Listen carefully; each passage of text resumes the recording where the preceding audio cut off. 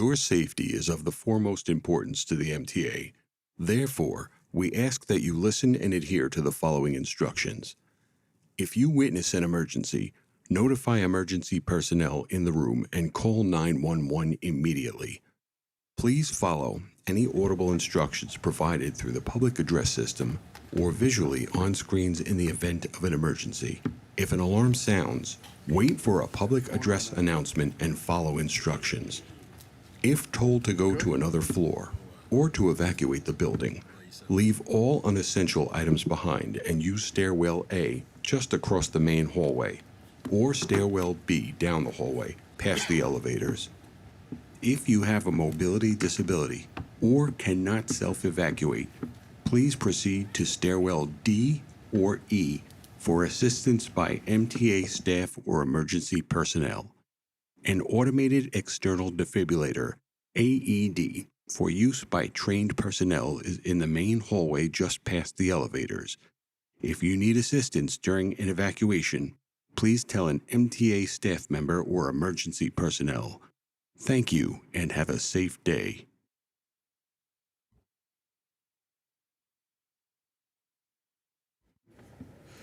Good morning and welcome to the public comment session of the MTA Board Meeting. We have 22 members of the public registered to speak today.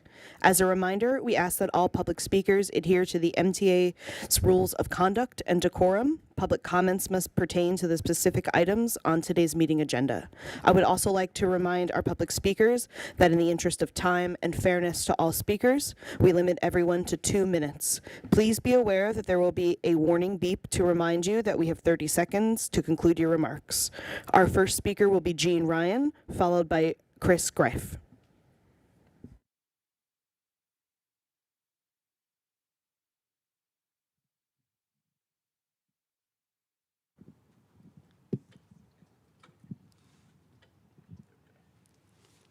Hi, I'm Jean Ryan. I'm president of Disabled in Action of Metropolitan New York, DIA for short.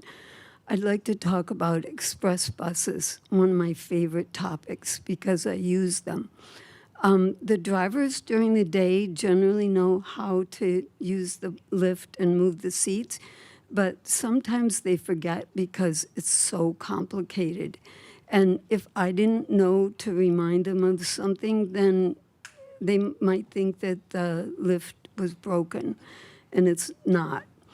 The other thing is that the stickers that are supposed to be on the buses to help drivers learn how and remember how to move the seats and use the lift are not on all the buses.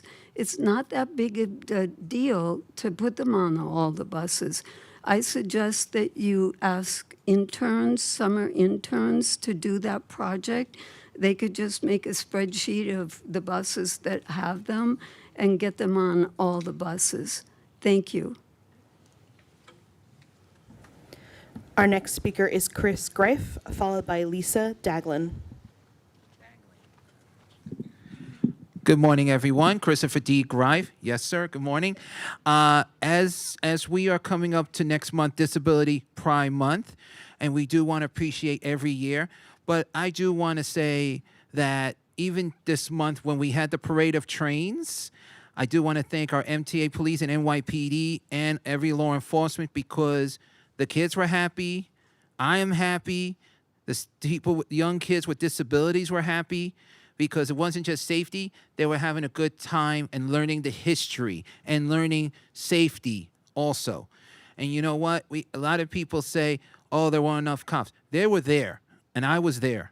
And I can tell you, they did an excellent job. That has always been a very good point. But as you know, like we remind people, you see something, say something. And if you don't put it in the app, then how we're supposed to know this? But as we move forward for the railroads, the subways, the accessoride, we still need to make sure our future is still continue advocating to making sure that new train cars, buses, accessoride, even the stations, not just elevators and ramps, but making the stations fully accessible for the future of accessibility. The future is moving forward very well. and we have to continue working together as Disability Pride Month is just around the bend, around the corner, and celebrating the USA 250th birthday. We want to make it clear that since these 7 years we've been advocating, things are getting done. It takes time, but it will get done. So I just want to wish everyone happy belated Father's Day and happy 4th of July and happy Disability Pride Month. Thank you. Our next speaker will be Lisa Daglin, followed by David Cutherberg. Hi, good morning. I'm Lisa Dagley, and I'm the Executive Director of the Permanent Citizens Advisory Committee to the MTA PCAC. The actions you take today will help guide the MTA into the future, enabling better commutes and transit trips for millions across the region. We're very interested in Jesse's presentation at C&D that looked at industry challenges in procuring buses, the creative ways you're seeking to address them, including different zero-emission technologies. I recently had the opportunity to check out the Foothill Transit hydrogen fuel cell buses in Depot near LA. Overall, they've had a really positive experience, including fast recharging and good range. But one of their biggest challenges is economically moving to scale. Hopefully, having a large system like ours in the market mix will help reduce overall costs. This is the kind of stuff that we collectively nerd out over. We hope you'll keep the doors open to new design opportunities like BRT, which City DOT seems interested in exploring and which could lead to better bus speed and reliability improvements down the road. The expedited change order process should help with these kind of adaptations and with the M9As. It's so critical to get those off the rails and to get to get those on the rails and the M3s off the rails. Those M3s are older than my kids. Subway riders have a great deal to look forward to as well, with new cars replacing up to a third of the A division and R211s coming to the D, N, Q, and R. Of course, we must be able to assure that all New Yorkers can afford to ride. Fair fares improves access to jobs, education, and more, but if you make minimum wage, you make too much. The city can change this. We're asking the mayor and city council to unlock its full potential, expanding fair fares to 300% of the federal poverty level, FPL, making it fully free to those making 150% FPL, expanding half fares to express buses and city tickets on the railroads, implementing automatic enrollment, which would make a huge difference, Please expanding conclude your remarks. these half fares to qualifying paratransit users. We're also keeping an eye on the feds. Thank you. Our next speaker is David Cutherberg, followed by virtual speaker Jesse Figueroa. Good morning. My name is David Kupferberg, member Passengers United, a Section 501c3 nonprofit, nonpartisan transportation advocacy group. The goals of the MTA bus network redesign should be close service gaps, expand service to transit deserts, and do both without negative impacts to the core network. The Brooklyn Bus Network redesign draft plan released December 2022 received an overwhelming negative response. In fact, none of Brooklyn's 18 community boards support the draft plan. We think that the MTA should delay the proposed final plan in favor of a new draft plan. At the same time, the MTA should invest 1% of New York City Transit's operating budget, or $126 million, for the Brooklyn Bus Network redesign. Bus stop balancing is a mindless implementation of standard practices by the MTA and New York City DOT without consideration of the effects of their actions. There is no correlation between bus speed and passenger travel time. In fact, the MTA is only considering the 20 seconds saved by buses not having to accelerate and decelerate. But if stops are lightly utilized, then buses are stopping at one stop instead of another, saving no time. But the result for you is an increase in walking time, hence passenger travel time.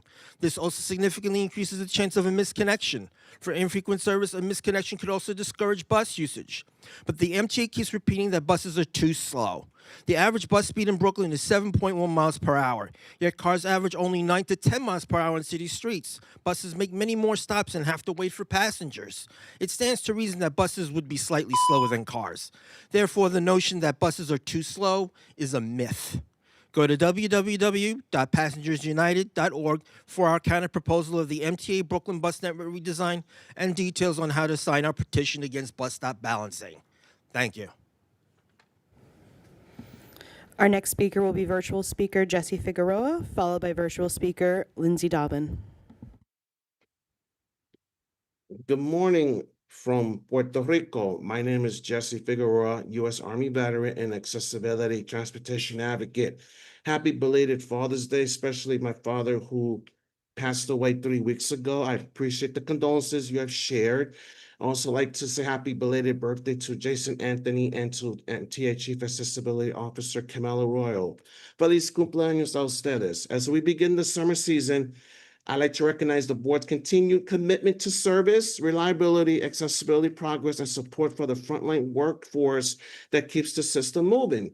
Your leadership ensures that families, seniors, workers, and veterans can rely on safe and equitable transit.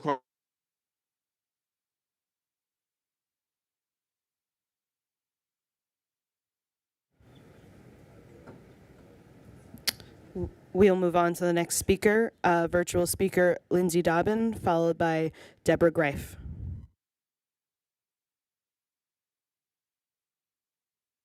Hi, everyone. Good morning. Okay, thank you so much for allowing me the time to speak. My name is Lindsay Dobin. I'm a resident of Brightwater Towers. It's a residential condo building in Coney Island, directly behind the West 8th Street train station. The reason I'm speaking to you today is to call out an urgent need for a safety mesh or fence at the West 8th Street train station. We've been requesting this for years. I've found communication back to 2019 that we've been trying to fight for this for so many years, and it still hasn't been put up. I know Jessica Stanton, the senator, has approved it, and the MTA is holding up the installation. So a little background about me and my family. My husband has lived in this building since 1977. I've lived here since 2012, and we also have a young son. Since 2012, we've had yes, you heard that correctly, 5 vandalisms to our vehicles from the train station platform above. The first 3 vandalisms were car windows being smashed by falling objects. Don't know what they were.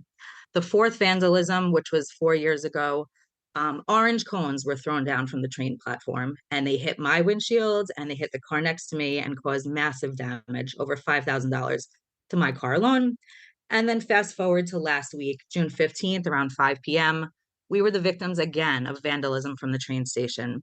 This time, very scary. Concrete blocks were thrown down from the train platform.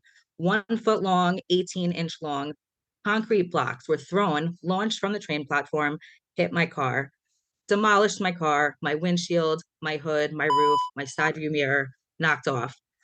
Much damage. So long story short, yes, damage can be fixed on a car. Damage cannot be fixed on a person. If someone was standing there, they would be dead. It's very scary. So long story short, I'm urgently asking for this fence or this barrier to be installed on the platform above.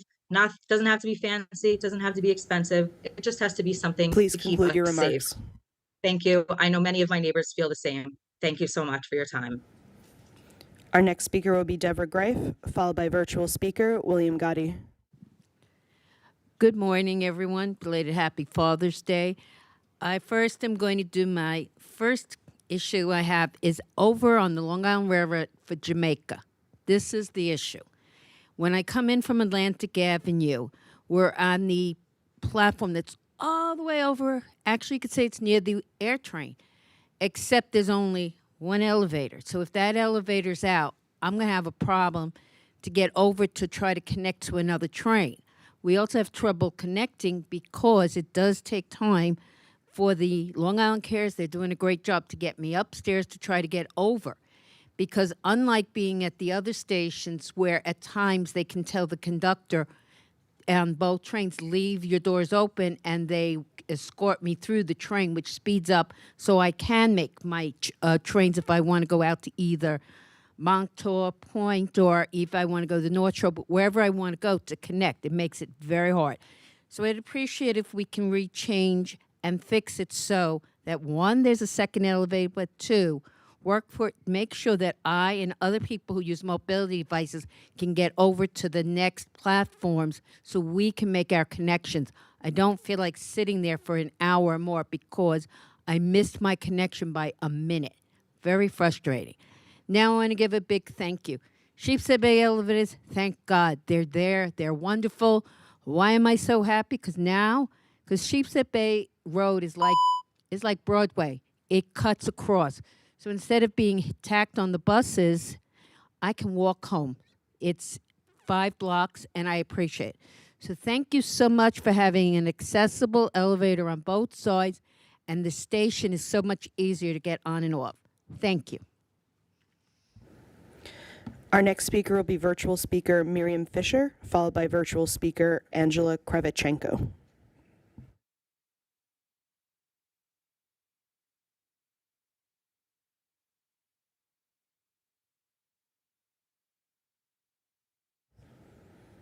Our next speaker will be... Hello, can you hear me? Yes. Okay, thank you. It's Mary Fisher. Bus stops. There are approximately 1,500 bus stops in New York City. Only 20% have shelters from bad weather like the snow we had, hard to remember, a few months back. Heat, rain, hail. Better bus stops have attracted 140% more riders in selected cities. I applaud the DOT for allocating $40 million for bus stop seats, saying seats are a human right.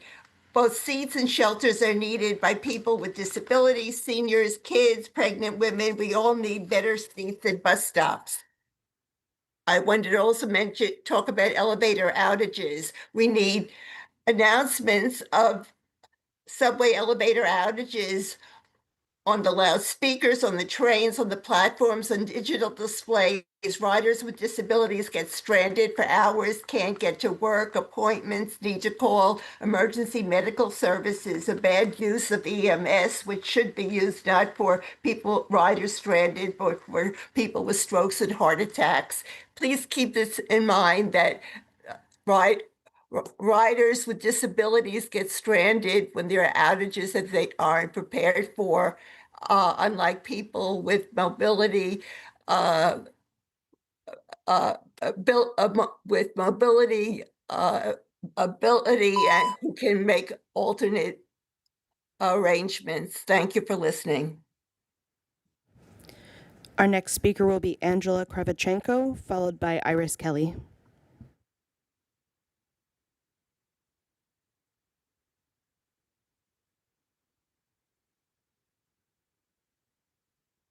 Please unmute yourself. Hello, everyone. Thank you for listening to us. My name is Angela Kravchenko, and I am first vice chair of Community Board 13 in Coney Island, and I'm also vice chair of Transportation Committee. I want to follow up my previous speaker, Lindsay, talking about this issue right behind me. That is the severe safety failure due to the artistic station design on West 8th New York Aquarium Station. That's the noise we have. But you see that artistically, the fence is lowering down. So the kids gathering right here and they throwing stones right on the people walking through the gate of the station, right on the car, staying right there. So lack of accountability regarding the promise of improvements, it's really disastrous. So we have to do something here immediately. We have to have a net, safety net. If before we could control when the kids throw in stone, it was after the school. Now the school season is out and we are under attack 24/7. Please install the safety net right now before disaster happens. You told we are a few steps away from some fatality. If they hit a car, and the car can hit anyone, any pedestrian. As you see here, the car is passing right behind you. That's first issue. The second issue is the noise pollution. Noise pollution. After months of service disruption, work is done here. We did all the noise mitigation we've been promised to. The noise didn't change. The same switching, the same shaking. Nothing is done. We want accountability. Please let us know formally. Please conclude your done remarks. and what is in plan. You can't hear because of the noise mitigation. The MTA Thank you. Our next speaker will be Iris Kelly, followed by virtual speaker William Gotti.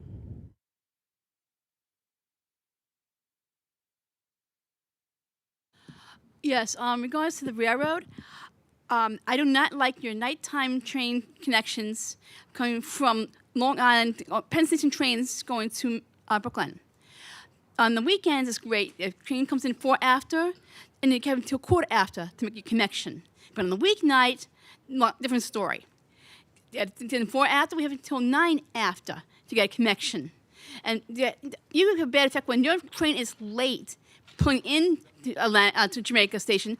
It loses my time. I'm connecting to go to an Atlantic train. That means I lose that time, go another half hour just to get home.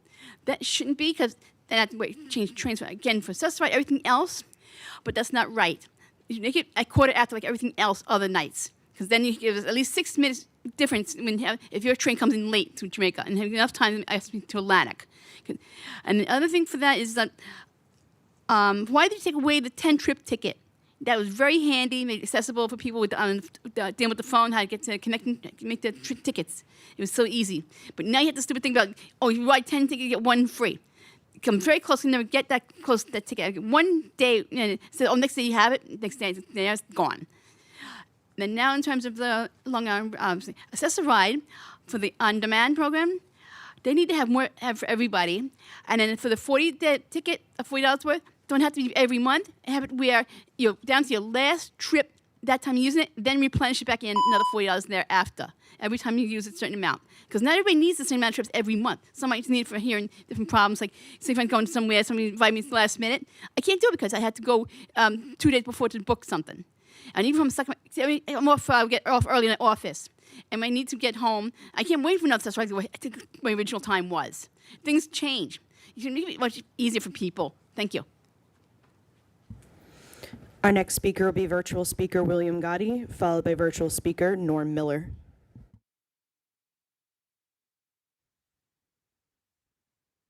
Please unmute yourself.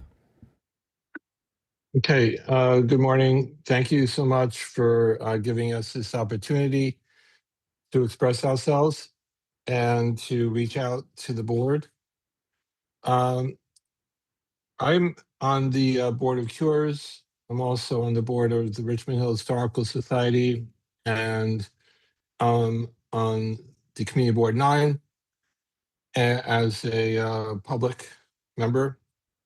And I'm asking you, for the Long Island Railroad Board President Rob Free, why did he not require notice for the New York State Comptroller of the new transfer agreement for the freight rail concession, since it expires in 2027?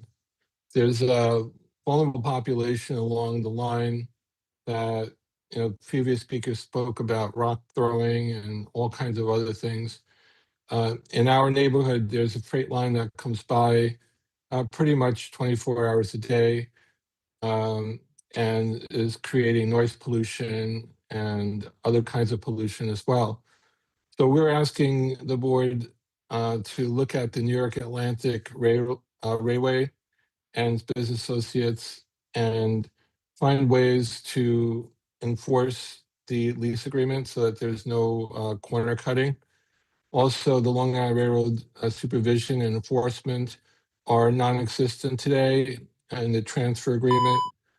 So we're asking the board if there is a way for us to be at the table to discuss this transfer agreement, because it has a negative impact on our vulnerable community and people along the right of way. So please take action to protect the workers, the residents, taxpayers, and now even the IBX ridership. Thank you very much for your time and consideration. Our next speaker will be virtual speaker Norm Miller, followed by Gayan Padula. Good morning, MTA Board. My name is Norm Miller. I'm a part of the New York Public Interest Research Group, also known as NIPERG. I would like to say that the Transit Authority should have one of their primary focus being to fix the interlock at the Rogers Junction, which affects the 2, 3, 4, and 5 lines and riders on a weekly basis. That bottleneck has been a problem since 1967. It's amazing that you guys have it as part of your 20-year needs and assessment program, but hopefully you guys should be able to get that fixed before the R262s come around. And the Brooklyn bus redesign, I was gonna mention it, but I believe someone from Passengers United covered that, so I'm not gonna bother mention it other than to come up with a proposed final plan as soon as possible. But I really want to talk about is the Omni fares, because I feel like though it's a ripoff to pay $35 just to get the same unlimited features as we would have for a MetroCard. What I would highly recommend the MTA to do, if they have some tech people working for them, is to create an app just like all the other transit systems across the nation has, that can give you options to say, oh, if you want like a 1 day unlimited ride for $12 or 7 day unlimited for $35. Let us have the same features for Omni as we have for the MetroCards in terms of the limited options. I feel like as though an Omni app is needed and it will cover all the needs I just mentioned. Thank you for your time.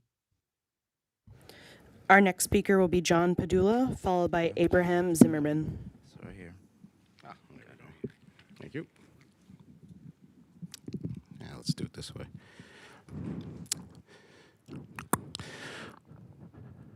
All right, good morning, folks. My name is John Padula, and I'm a supervisor with Educational Vision Services from New York City Public Schools. So, I'd like to ask the powers that be, not only in this room, but beyond this room, what if you could no longer ride buses or subways? What if all your trips had to be scheduled at least a day in advance? And you had no flexibility, no spontaneity? Could you enjoy all the opportunities that this city has to offer, like a Knick game? You know when it starts, but you don't know when it ends. Could you go to work, manage, juggle all your personal responsibilities?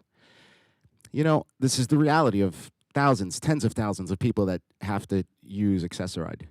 I would prefer not to use Access-a-Ride, but for me, it's a safe option that helps me live my life in the most meaningful, purposeful way that I can. And I'm so glad that this agency is invested in making that better. But that doesn't come free. That comes at a cost. They're doing 1 million trips a month. Is that a good thing or a bad thing? Is that a problem? Some bean counters would say it's a problem. I think an investment in paratransit is a great thing for our city.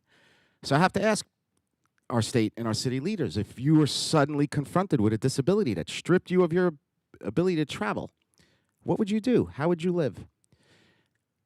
Effective government solves problems. It doesn't bury its head in the sand. Where are our city and state leaders on this looming budget issue that paratransit is facing? I'm calling on you, City Hall. We need your help. We need your partnership. This agency does, and the community does. Never mistake disability for inability, and remember, low expectations lead to low outcomes. My name is John Padula. Thank you very much. Our next speaker will be Abraham Zimmerman, followed by Crispin Drakes.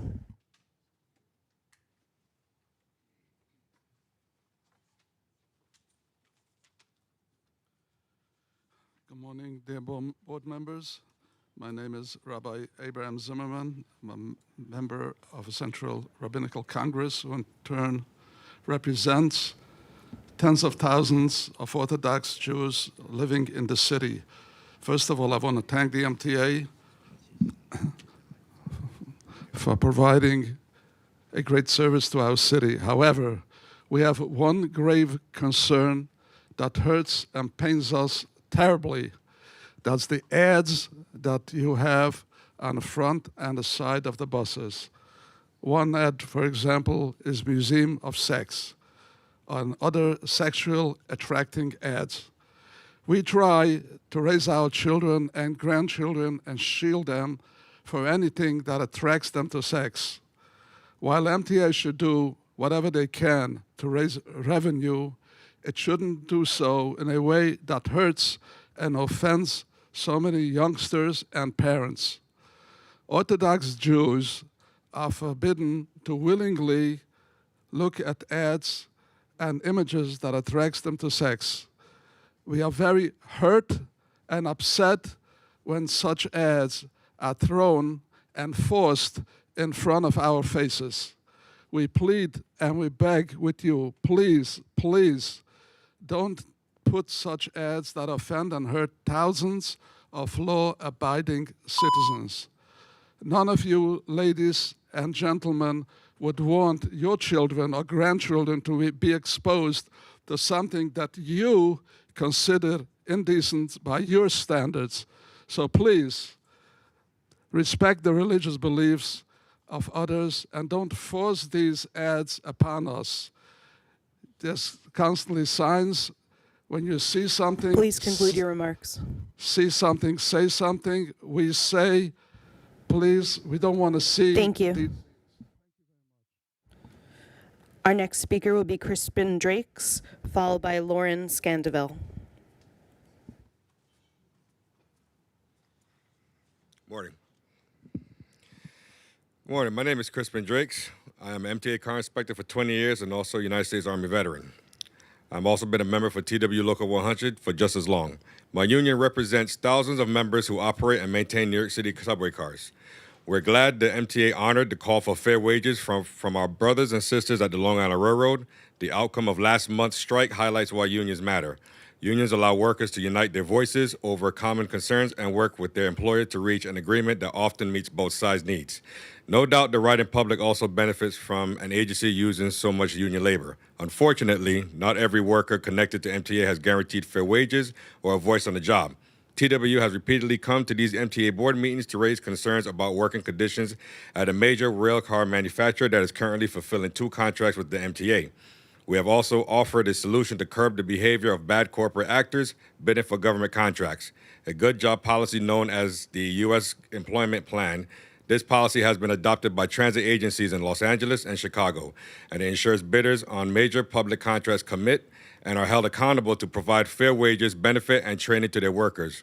Earlier this year, MTA released a request for proposal, or RFP, for the single largest subway purchase in its history. And in May, it released another RFP to purchase over 600 commuter rail cars for Metro North. To ensure the public and workers building these cars receive the most benefit from these contracts, we encourage the MTA to amend its RFPs to include a good jobs policy like the U.S. Employment Plan. This is a proven effective way to guarantee the race to the top in this generational investment in rail cars. Thank you for your time. Our next speaker will be Lauren Scandeville, followed by virtual speaker Alexander Kemp. Good morning, board members. My name is Lauren Scandeville. I'm a senior campaign researcher with Jobs to Move America. We're a nonprofit advocacy group that works to ensure government funding contributes to good, family-sustaining jobs. I'd like to welcome the 2 new board members, Jeanette Sadiq Khan and Melanie Hartzog. We look forward to working with you both to strengthen the MTA's purchasing process and ensure public funding contributes to good jobs here in New York and across the country. In March, the MTA released a request for proposals, or RFP, for over 2,000 subway cars, the largest subway car purchase in its history. We are calling on the agency to attach a robust good jobs policy, like the U.S. Employment Plan, to this RFP. While the current RFP includes a nod towards evaluating bidders on their job quality, it does not detail how bidders will be evaluated, nor how job quality will be included in the final contract. And it also doesn't require that this information is attainable via FOIL or disclosable to the public, which would ensure accountability and transparency for the significant public investment. More recently, the MTA released an RFP for up to 600 commuter rail cars for Metro North.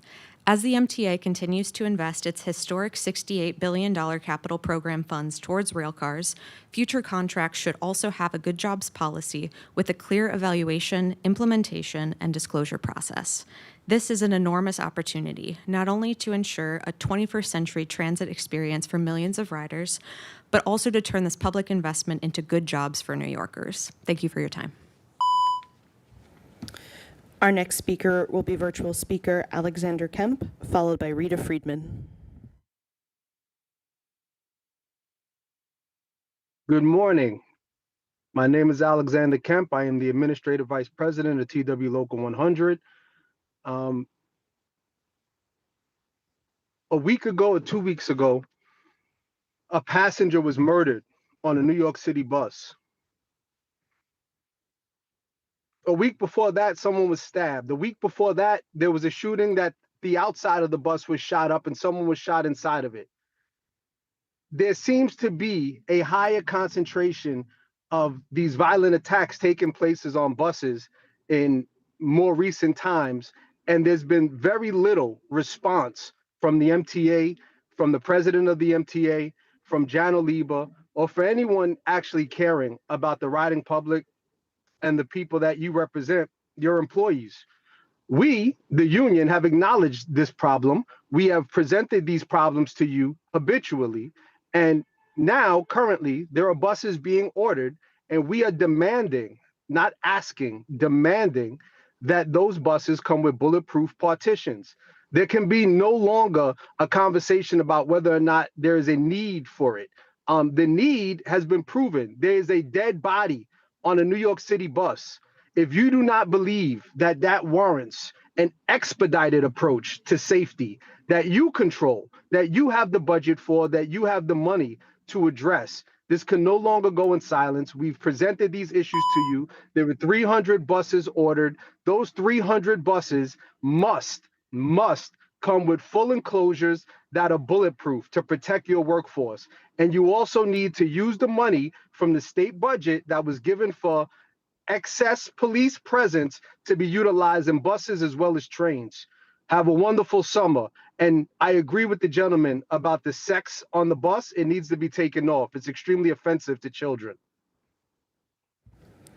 Our next speaker will be Rita Friedman, followed by Montoya Clemens. Good morning. My beloved country has sunken to such a state of depraved morality. I arrived in this country in 1951 as a young child of 4 years with my parents, who were Holocaust survivors, who had been deprived and persecuted of their, of course, everyone knows, by the Germans and the communists, of their civil rights. Arriving, it took us 2.5 years in DP camps, awaiting entry to this wonderful country, which promised life, liberty, and pursuit of happiness. 75 years later, I am repulsed at the blatant suppression of these rights by the provocative ads on public transportations, primarily on bus routes. What chance do my children, grandchildren, and great-grandchildren, and other members of society have to moral values with such provocative exposure on a daily basis? I implore you to end this traversity. No more indecent ads, and help return to a state of correct ethics. Looking forward to the 250th birthday of this wonderful country. Thank you. Our next speaker will be virtual speaker Montoya Clemens, followed by virtual speaker Mike Howard. Good morning. My name is Montoya Clemens. I'm a general customer who has submitted 40+ MTA requests for guidance to get next to zero help, primarily with Accessoride. Cases closed with no phone call, no email. Cases answered with zero relevancy or passive pick up the phone when this case stated runarounds from the phone. Replies to create new cases with that case ID in the subject line, only to get kicked again. Yesterday, a case filed 21 days ago of a false report closed, and I'm told someone called twice, though my phone number has been active 2 decades and no live MTA calls on the device or online with my provider. No email sent as a backup, and only way I knew the case was closed is my photographic memory, since cases closed do not alert the customers within the MTA. I held 20 minutes for a supervisor and was told none were available, despite my case in the system, 21 days. Like others in the MTA system that have been outstanding since the last World Series. See something, say something in stations, and this outcome. Telling me to pay an unjust bill, yet doing so wipes out the dispute, in their words, only to be told that's inaccurate on your recorded lines. When will this board address mistreating customers, and in my case, a disabled customer, more than 2 minutes and forgotten? Thank you for your time.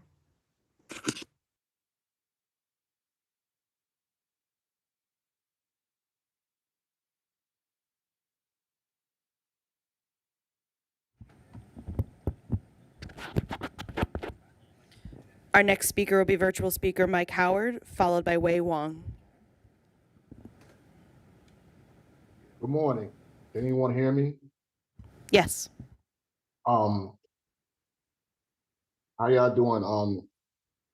I just want to say that here's my I mean, let me give me a little description of myself. I have a mild intellectual learning developmental disability, and here's my suggestion. If being at, I'm just glad that Rockaway Boulevard on the A line is accessible now, but here's what's missing that I've been saying for a long time. Like what I've been saying, if y'all could add accessibility to any of those stations like Rockaway Boulevard that's just been accessible a while now, y'all should add y'all should add back a bathroom to the station. I ain't see no bathroom at that station at all. And I'm gonna say it again. If y'all add accessibility to any station, you must add bathrooms. You know what I mean? And speaking of the A line, it needs to run every 8 minutes on the weekends, not just during the week on middays. It needs to run every 7 to 8 minutes on weekends. Every 15 minutes to Lefferts, and every 15 minutes to and from Far Rockaway. You know? Because I'm getting sick and tired of waiting like a half an hour Please for conclude your an A remarks. train every time I miss one. You know what I mean?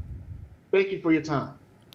Our next speaker will be Wei Hong, followed by Bernard Frischman.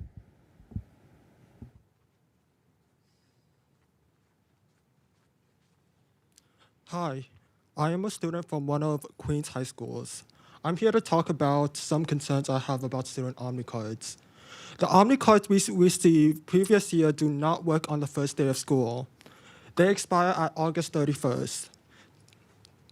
Since many of my classmates and students do not receive our student OmniCards until we get to school on the first day of school, this forces us to either walk long distances or pay the $3 fare to get to the location of our school.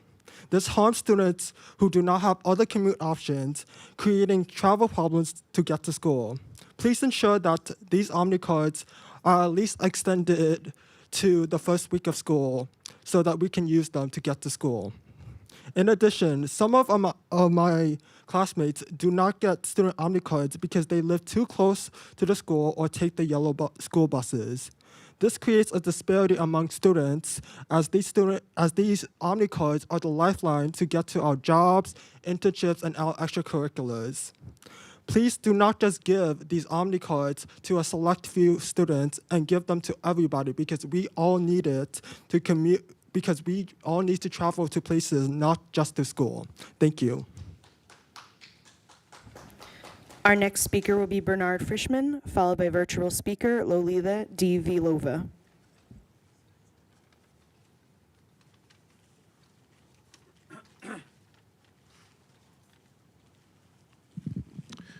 Good morning.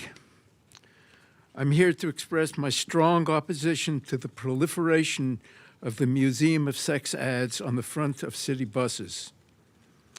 These ads demean us. They cheapen the public space, and they are harmful to children. This is particularly relevant because the MTA board could easily have rejected these ads as being harmful to children. These ads could also have been rejected by simply deciding not to accept museum ads as a category. I would like to remind the honorable members of the MTA Board that policies relating to the display of ads apply to the interior of MTA buses, trains, and stations. They do not apply to the city streets. They do not permit the poisoning of the city streets. Children can be sheltered from ads on your property. They can't be sheltered from the city streets. On a personal note, this is not the first time I've encountered this kind of situation.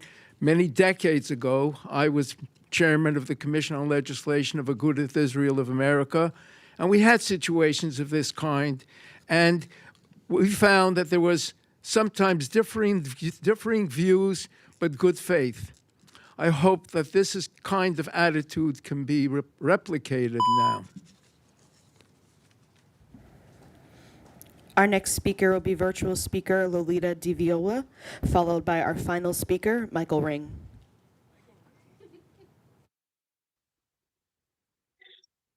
Good morning, all. I would like to speak briefly about the issue that I raised on the previous meeting.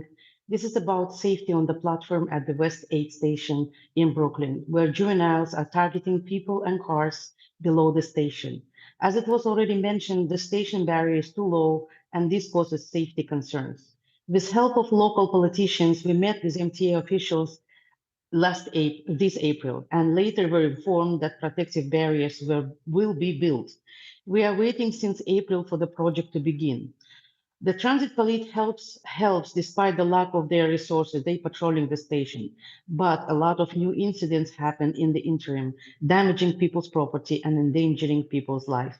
We urge MTA board to install previously approved cameras at the station, expedite the installation of the safety barriers, and place temporary protection barriers to maintain public safety in the interim.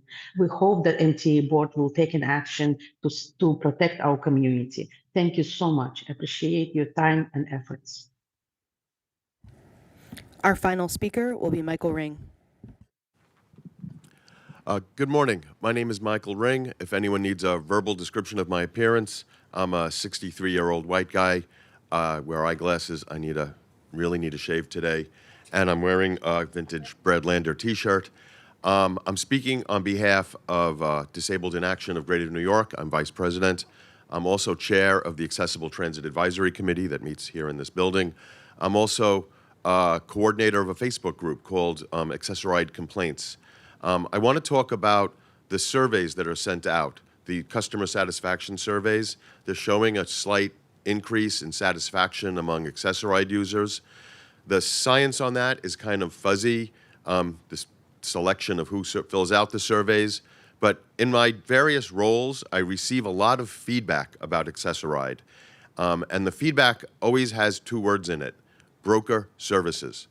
The vehicles, they're more nimble, they might be cheaper, they're not owned by Accessoride. You know, when you're picked up by a black car or an Uber. The drivers of those cars are not trained by Accessoride. They're very unprofessional. They pick extra people up. They have, drivers have used Gatorade bottles as bathrooms with passengers in the back. And Accessoride passengers shouldn't have to worry about who's picking them up. There's enough problems being disabled that you have to ask and say, don't have a broker services pick me up. I have a history with being treated badly. I'm not sure how it could happen. Broker services vehicles are quicker and cheaper, but there needs to be better oversight between the subcontracted broker vehicles and here at the MTA. It would make things safer and a lot better for everyone who uses them. Thanks a lot. Thank you. Chair Lieber, that concludes our public comment section. Thank you, Megan, Ruby, and thank you to the members of the public who joined us today. Paige, General Counsel Paige Graves, do we have a quorum? Yes, we have a quorum. Okay. Thank you, Paige. I want to start by welcoming one of our newest board members, Melanie Hartzog. Welcome, Melanie. We've gotten to know you in the couple of days that you've been with us, and we're just thrilled that you have joined this group. So much to work together on, and we're looking forward. Thanks. Now I am going to convene an executive session to allow the board to discuss matters related to collective bargaining. May I have a motion to convene it? Thank you, Blanca. Second, Ms. Mahaltzis. All in favor? We are in executive session. Thanks.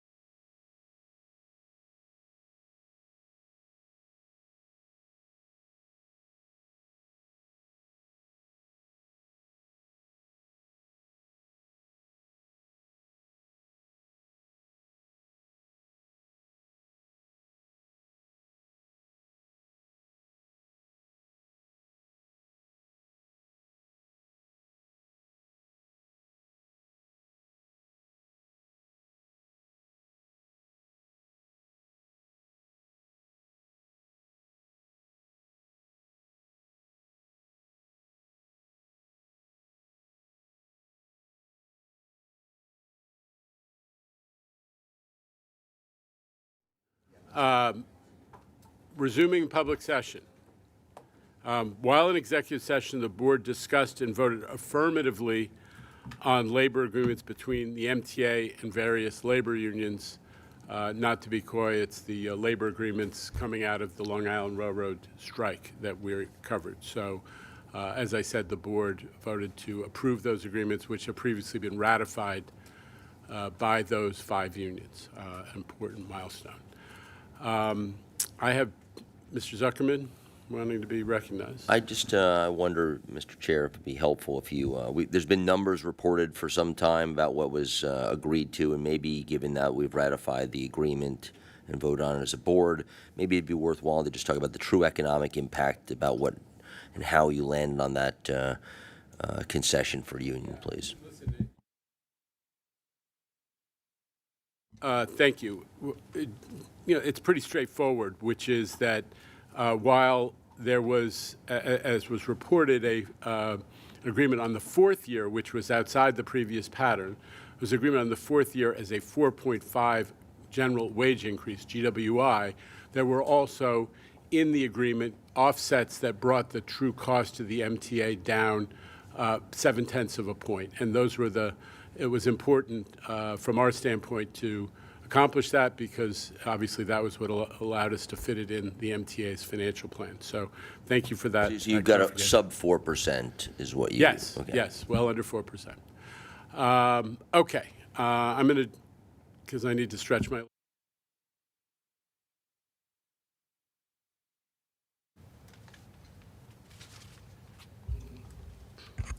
So, okay. Thanks, everybody, for joining this month's meeting. And we'll get a screen up there.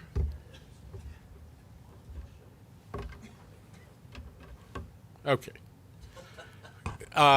This has been a great month for New York. And I'll just remind everybody, not too long ago, we were hearing a lot of concern about the MTA's ability to maintain quality service with the added pressure of all the major events that are going on around the region this summer. You know, some folks actually urged us to tell people to stay home on World Cup days. Remember that? And some said, you got to close Penn Station when the World Cup and the NBA Finals were on the same day. Really, this really happened. Well, suffice it to say, we didn't take that advice. We kept Penn open for the subway, for our Long Island Railroad customers. We even actually, we've staffed it aggressively. Thank you, Dara Goldberg and the whole team, because all the people from New Jersey who are confused and didn't get the message are wandering around in the Long Island Railroad areas looking for how do they get home.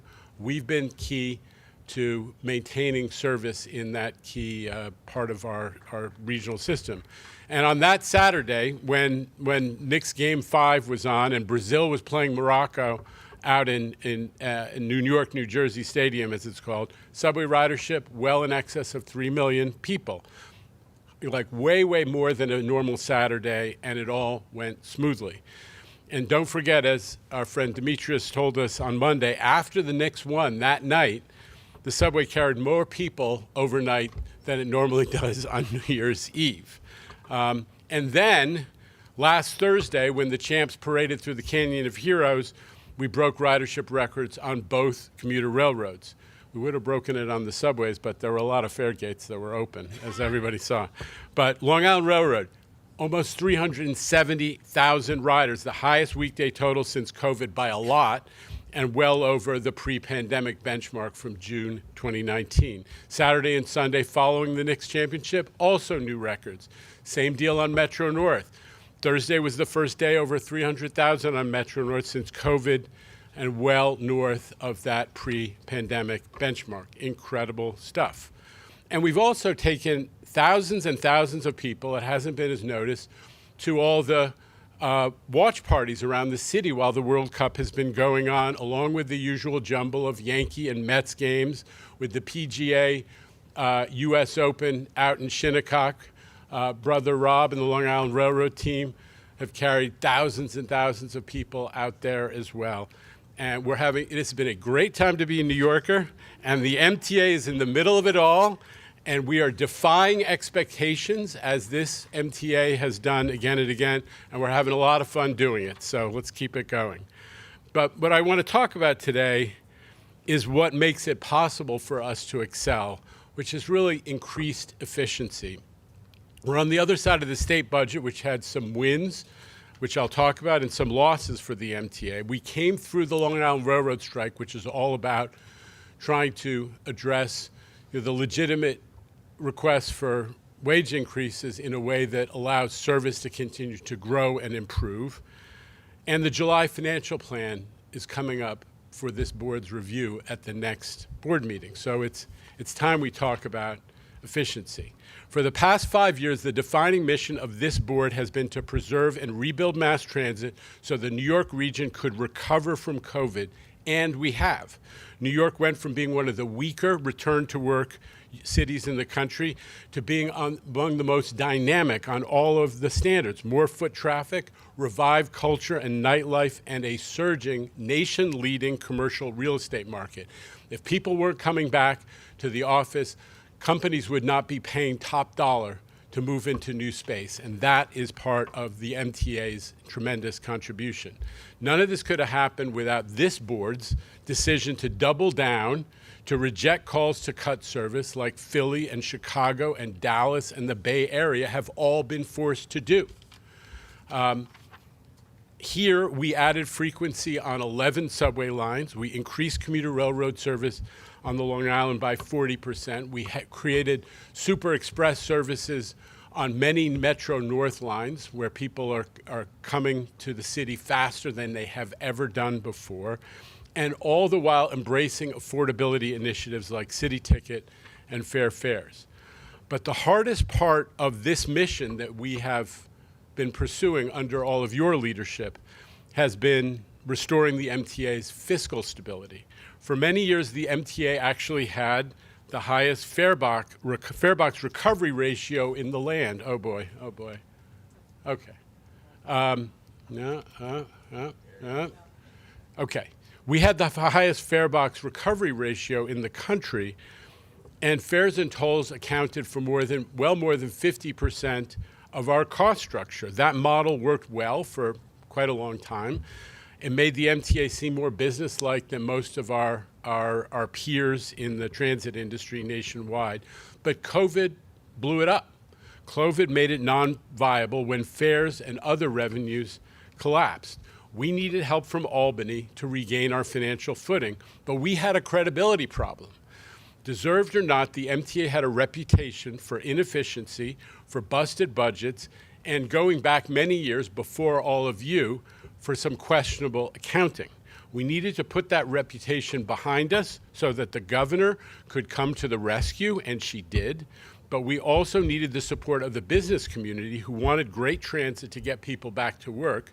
They love transit, but needed to be convinced that additional dedicated revenues that they would contribute to would go to service and not down a black hole. So MTA efficiencies were key, both to make the numbers work and to give us credibility to ask for new money.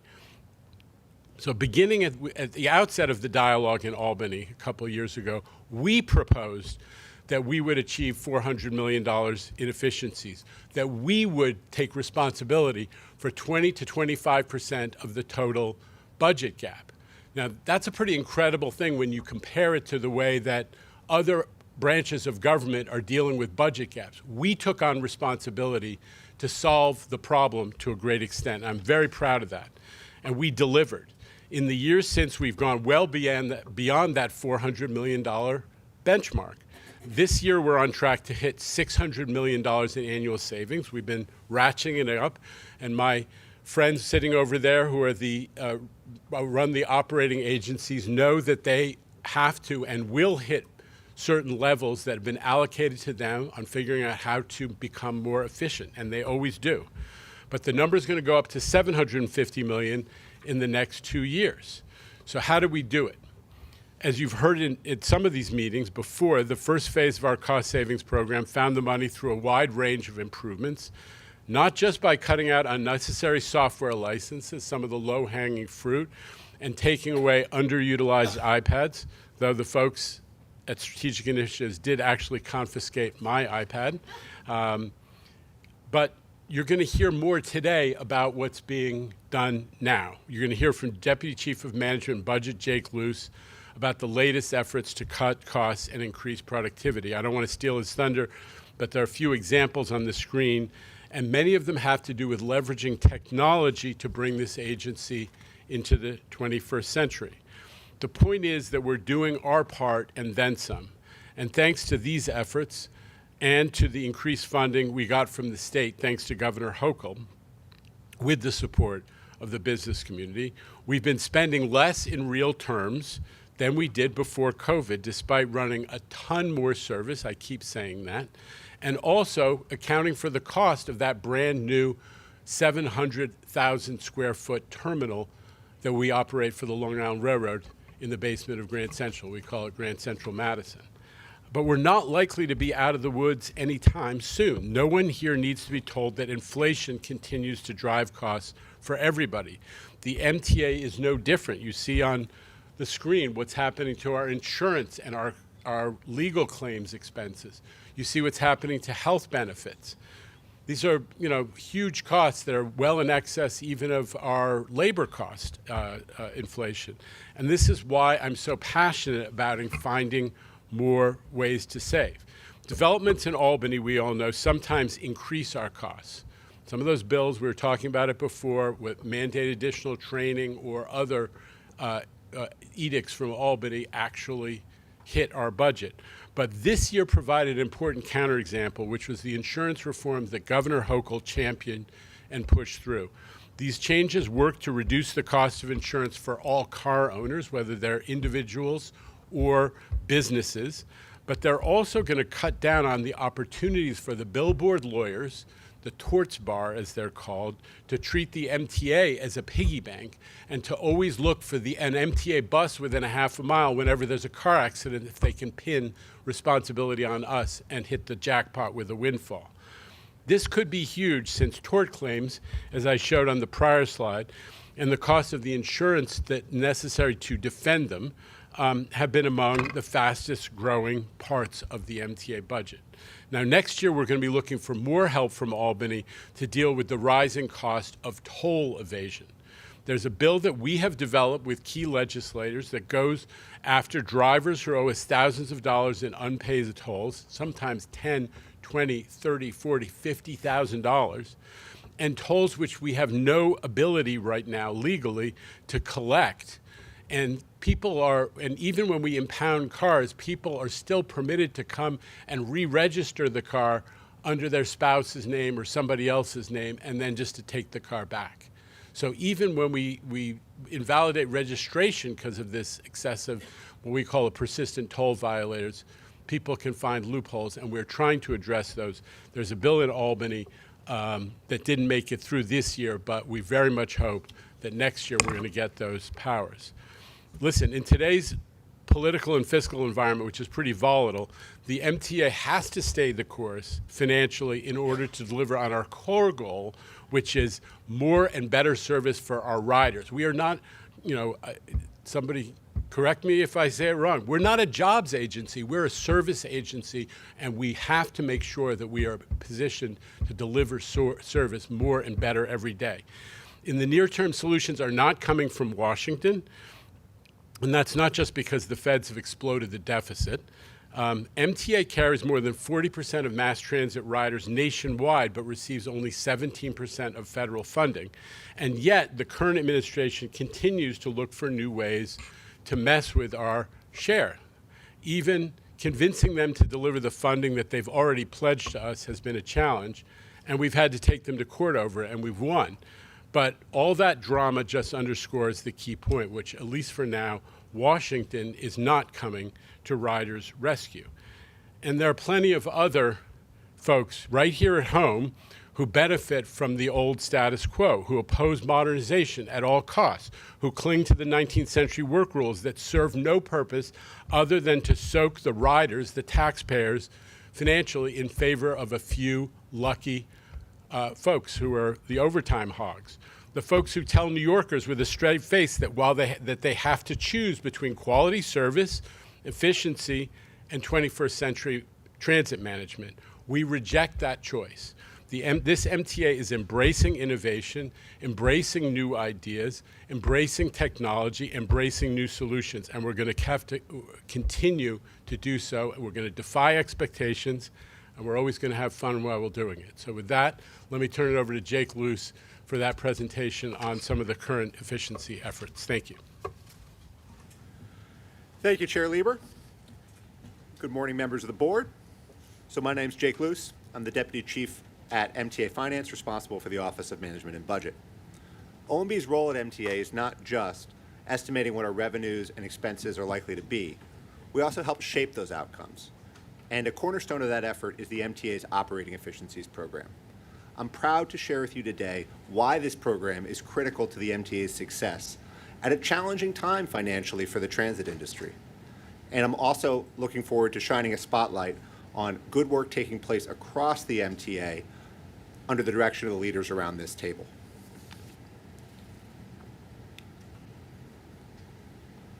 It's tough times to be a public transit agency in America. I won't belabor these points because they're familiar to many on this board, and we see many of these themes playing out in the region. But years after the COVID pandemic, ridership hasn't recovered, fare box revenues haven't recovered, and central business districts around the country are often struggling, which means less money in real estate taxes to support public transit. At the same time that revenues are depressed, costs are going up in core cost elements for a transit operation, things like healthcare premiums for employees, retirees, and their families, electricity to run trains, most recently, fuel price spikes that affect buses, the torch costs that the chair talked about, the materials that are necessary to repair tracks and keep rolling stock in good working order. All those costs are rising up, and they're rising much faster than general inflation for consumer prices and wages. Those twin pressures have meant huge operating deficits that public transit agencies have been facing. And the federal government had stepped in with elevated levels of operating support, but those funds have sunset, leaving transit agencies alone to face these challenges. As a result, we see sister agencies that are making difficult choices. They're having to make double-digit fare hikes. Across the river in New Jersey, they had to raise fares 15%, followed by 3% every year in perpetuity. The next fare hike is scheduled to go into effect next week on July 1st. We've seen reductions in capital investments. SEPTA was forced to shift $394 million away from capital investments they had planned to make in order to plug holes in their operating budget and stave off devastating 20% service cuts. But that plug is only going to last for about 2 years, giving them a little bit of time to address these structural deficits, but not a lot. And some agencies have had to go through with service cuts. We've seen DART have to eliminate bus routes and have to expand peak headways from 15 minutes to 20 minutes, meaning less service for riders every day. So how has the MTA responded? Rather than cut service, we've expanded it, attracting riders back to the system. Fares have gone up, trying to keep up with the pace of inflation, but increases have been predictable and modest to retain affordability. And as the chair noted, we've worked with Governor Hochul and our partners in government to secure new sources of subsidies. But we've only been able to do that because we have shown that we are a cost-conscious agency that is making sure every dollar that is spent is money well spent. The Operating Efficiencies Program has been core to that, with $500 million in savings that we committed to in order to receive the additional sources of subsidy from Albany. But then we took it on ourselves to grow that further, and in the most recent financial plan, laid out steps to ramp that up another $250 million, growing to a total of $750 million in recurring savings by 2029. And I won't go back over these points that the chair's made, but we've done that by delivering better service, more reliable service, more accessible service, and all of this within the envelope of an operating budget that is lower in real dollars than before the pandemic. The way we've been able to do that, the way we've been able to increase our investment in service is by aggressively controlling costs elsewhere in our budget. So this is what that looks like by the numbers, where you see the growth every year from 2023 up through the last year of 2025, where we achieved that initial $500 million target, and growing each year through 2029. Cumulatively, because these are annually recurring savings, by 2029, the Operating Efficiencies Program will have delivered $3.7 billion in value. And this is not your typical government efficiencies program. This is not top-down mandates, hiring freezes, one-shot solutions that don't create sustainable change. OMB, working with strategic initiatives, has partnered with the executives that are around the table, deploying dedicated resources to help pinpoint opportunities and drive sustainable change, often in places where we can get more productive, not only saving money, but improving results in ways that matter to riders, like increased reliability for our service. All this is not just ideas. We make sure there's follow-through with rigorous program management and recurring briefings with the chair so that we're taking a look at what did we say we wanted to do, have we been able to do it, what obstacles have we encountered, what risks are around the corner, and how do we get ahead of that? So these aren't just numbers on the page that then don't come to fruition, but these are commitments that we follow through on. Now, I'd like to turn to some examples from the past. I know we've got some new board members, so allow me to tick off some of these success stories. But we're not resting on our laurels, so then I'd like to turn to some of the work that's underway right now across the MTA. So there were 4 strategies that underpinned the first phase of this program. 1, harnessing technology and data to improve productivity. We tailored maintenance intervals, looking at which assets were failing when, in order to give more preventative maintenance to high-risk assets and spend less time and money on assets that were not prone to failures.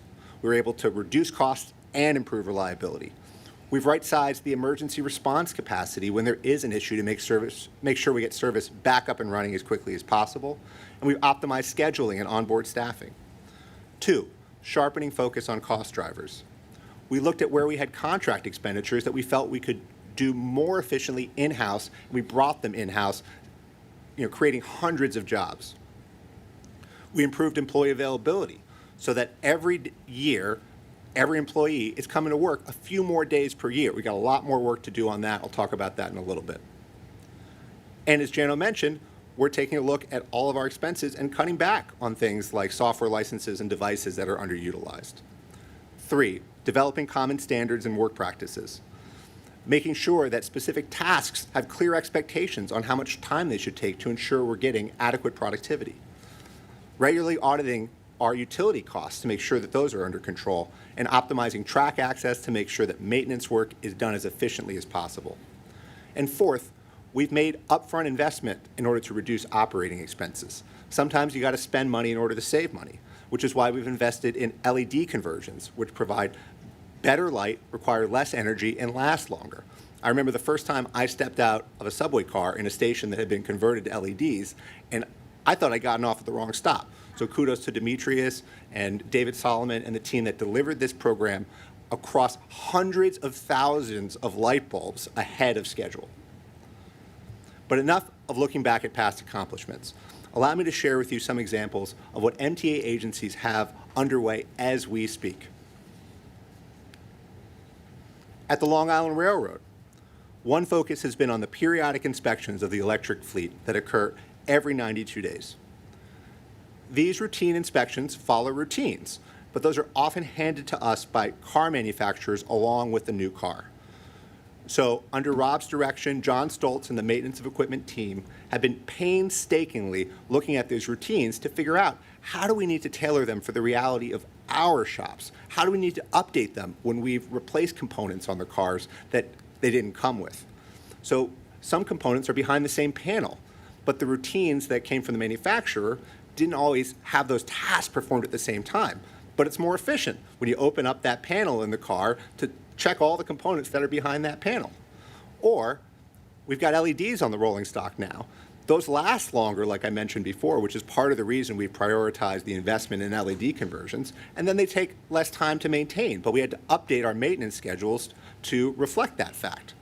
So all of these little things add up to the tune of $5 million per year in improved efficiencies for these routine inspections. At Metro North, they're taking on the challenge of materials management. Excuse me. So for a transit organization, materials management is a high-stakes balancing act. If you order too much too soon, you tie up working capital and risk obsolescence of that material. But if you don't order enough, then you end up with trains and buses that are held out of service waiting for the parts necessary to put them back into service. Metro North is partnering with an AI-focused startup through the Transit Tech Lab, which is a program of the Partnership for New York City that pairs promising tech startups with transit agencies to help us address our problems.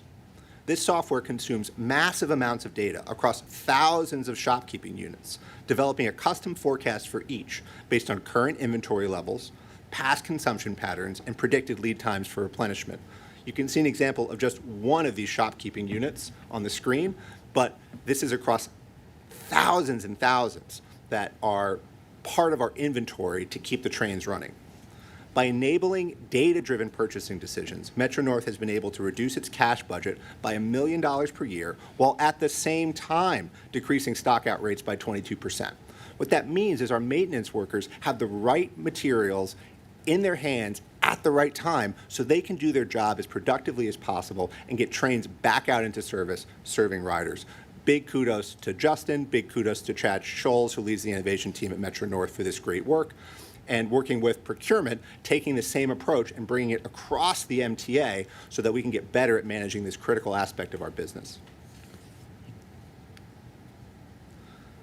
At Bridges and Tunnels, they're using video analytics to identify defaced license plates, match them to owners, and issuing violations. So let me share a little bit about how this works. So you can see on the screen some examples of what some unscrupulous drivers have tried to do. The example on the left shows a 3 on the license plate. Someone has drawn a line through it to make it look like an 8. The one on the right is a 1 that someone has obscured. So they thought they were going to fool us, but they have not fooled the team at Bridges and Tunnels.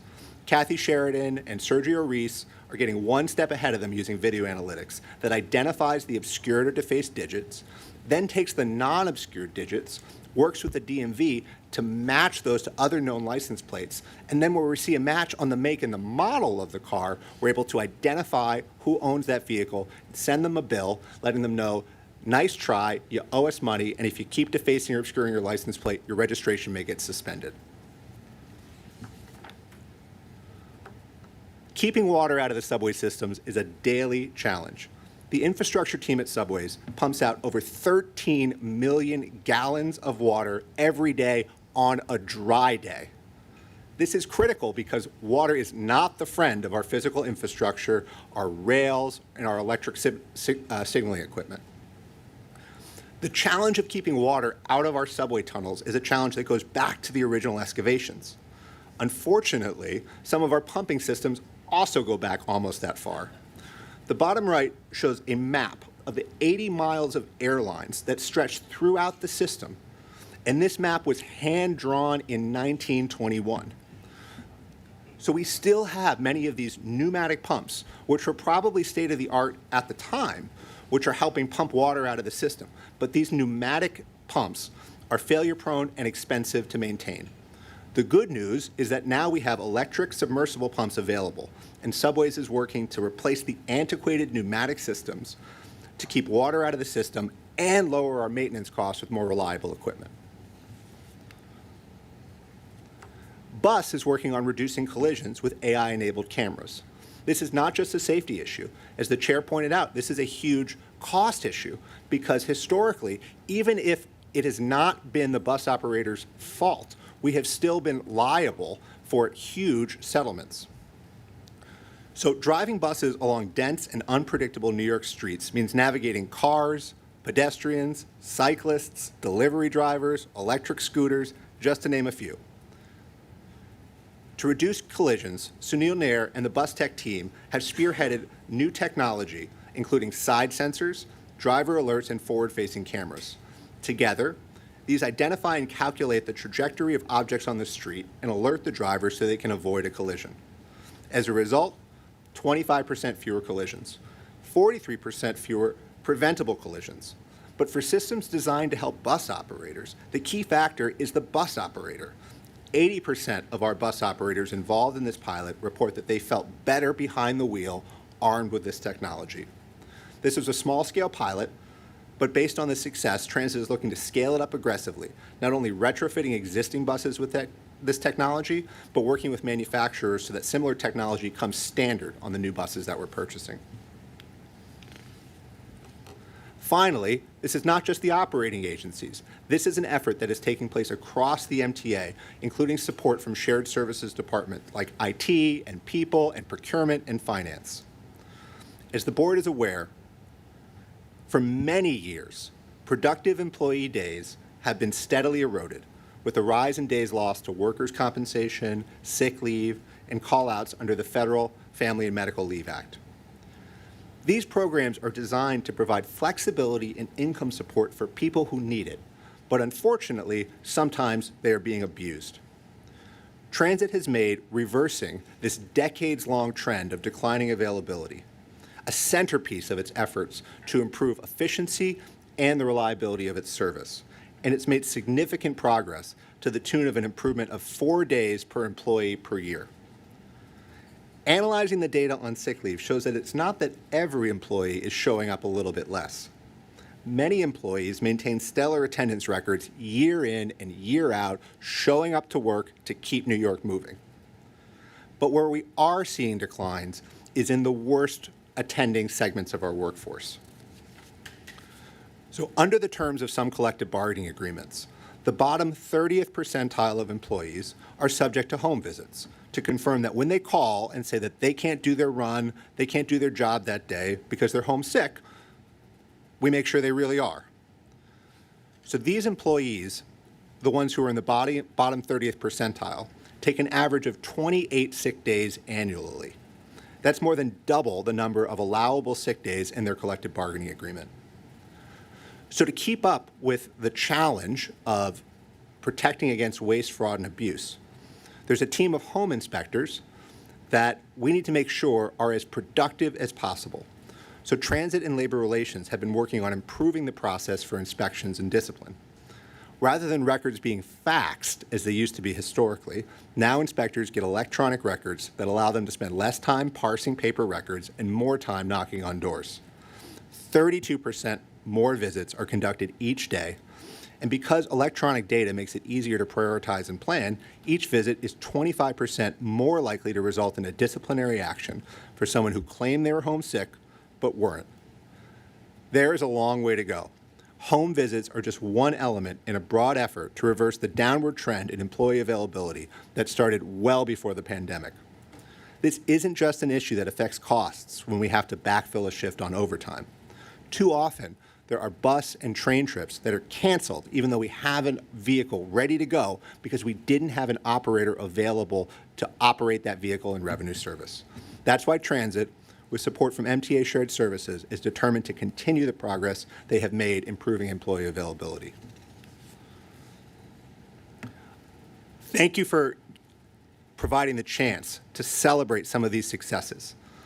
OMB coordinates this MTA-wide program, but the heavy lifting is done by leaders throughout the agency who are doing the hard work to make these changes real and sustainable. The MTA has not sat back. We have taken control of our destiny in challenging financial times for the transit industry. The operating efficiencies is one element of this program, which collectively has balanced the current year budget, controlled out-year deficits, which are less than 1% of our total operating budget, improved our credit rating, and increased confidence that every dollar spent on public transit is money well spent. Thank you. Great presentation. Thank you, Jake. And again, just to underscore it, Jake is doing the presentation, but look across the dais at the folks who are leading the operating agencies because they're the ones who are doing the work that Jake was reporting on. So thank you, Demetrius. Thank you, Rob. Thank you, Justin. Thank you, Kathy. for what you have contributed, and all the headquarters chiefs who are now getting a chunk of that allocation of savings that they must hit in the second phase of this efficiency program. So thank you. Any questions or comments, Mr. Zuckerman?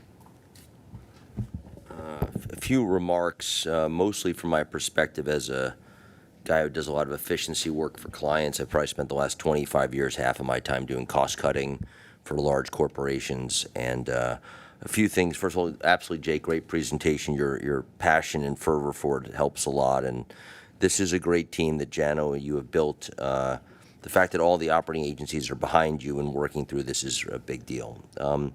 Next, this is very real world. You've accepted what you can control and what you can't control. When we came out of executive session, we had a whole discussion about what we are obliged to do on on wages, excuse me, a little slip there, on wages, and you're controlling what you can control. But it's also very business oriented, it's data driven. Everything you showed up there makes perfect sense. And I think it's mostly important for the public to know that we're being deep stewards of their money. I've been on this board a long time, and we've had many eras where we've said we've pulled savings, but I have not seen a conversation where we've taken very specific initiatives and worked through how to actually drive savings out of them in that way. It usually has been, as you said, Jake, top-down and government-like. And the last thing I'd just say is it's a JFK quote from his inauguration, which I never thought I'd think about this for our own internal work, but the phrase sincerity is always subject to proof. Comes to mind for those who remember when we were discussing nuclear arms agreements with the Soviet Union. I didn't think we'd have to be doing that with our own employees, but if you given the data you showed, you had a 31% increase in home visits, and you had a 71% increase in those who were cheating effectively. And so if you're going to get that kind of return, keep doing it, because I think it shows that, unfortunately, we do have to check. And that is, and that list, at least of that one particular area, this individual board member was a little horrified by what you found. So thank you, Jake. Thanks for that work. Anybody else wishing to comment? Mr. Jones? Yes, I want to join Neil, and I've been on this board now 11 years. It doesn't seem like that. And the difference in terms of how improved, first of all, the nature of the discussion is, and the kind of improvement in terms of our outlook and looking forward is really palpable for someone who's been through a lot now.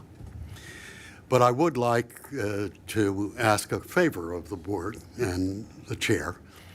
I think the public deserves some understanding of the Penn Station issue that you're able to do without violating. We're still on the budget, Mr. Jones. Okay. I'm sorry, I jumped the gun. But I think there's a lot of interest in the public, in the press, and of course in the board in your position. We'll come back to that, but I just want to make sure that this is the special, as we say, this is the special presentation for today. I want to make sure that any board members who want to comment on and talk about it, Ms. Hartzog, welcome. Thank you, and thanks for giving some of the background on what you have accomplished. I'm just curious, and very impressive on the reoccurring as the former budget director. Those are very hard to find, whereas one-shots are really easy. But I'm curious as to where you go from there to achieve some of the targets that you're looking at. And then I think, there's always the bigger challenges. I have this in my old job and in my current job, which is health insurance is one of the big areas. And if there's any thought that's happening there, and obviously you need labor to be with you on that. I'll just tell you a fact that has been a topic of some conversation in our preparation for labor negotiations. In 20 years ago, when there was a settlement of the last strike, an illegal strike, with our major partners at the TW Local 100, there was the health insurance agreement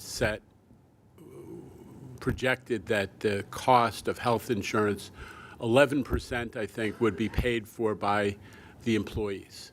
And over time, a series of agreements and other factors, that number is now down to 5%.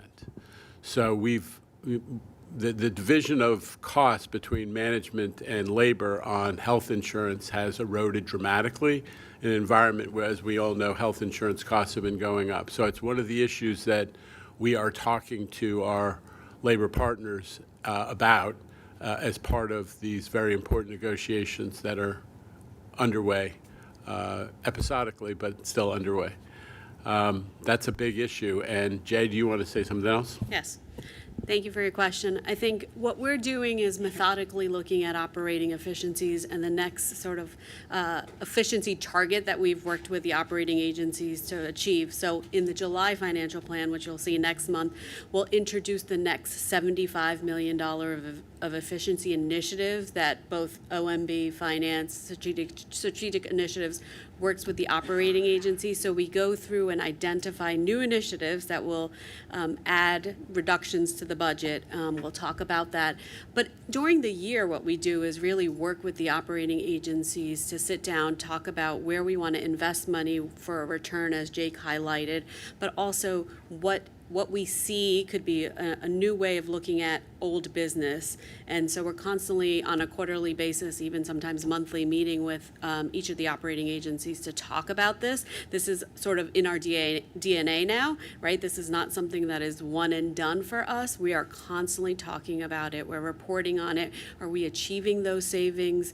Because we don't want to just put an initiative in the budget and then forget about it. We want to monitor it, make sure it's saving. If it's not saving what we identified, we go back and talk about a new initiative that will replace the old one. So it's something that is ongoing, and I think for us, it's the future of the MTA, I would say. And just to be clear about it, if we don't hit the targets, we take slots. We actually eliminate vacancies in jobs, which is not the best approach, but that's the one, usually that's been the default setting of MTA's past, just to say, well, we're sweeping all the vacancies and you lost those jobs and that's why we're saving money. We would rather let people do savings in a way that makes sense and that actually delivers efficiency rather than just eliminating jobs irrespective of the impact on service. So, but that's the default setting if you don't hit the numbers.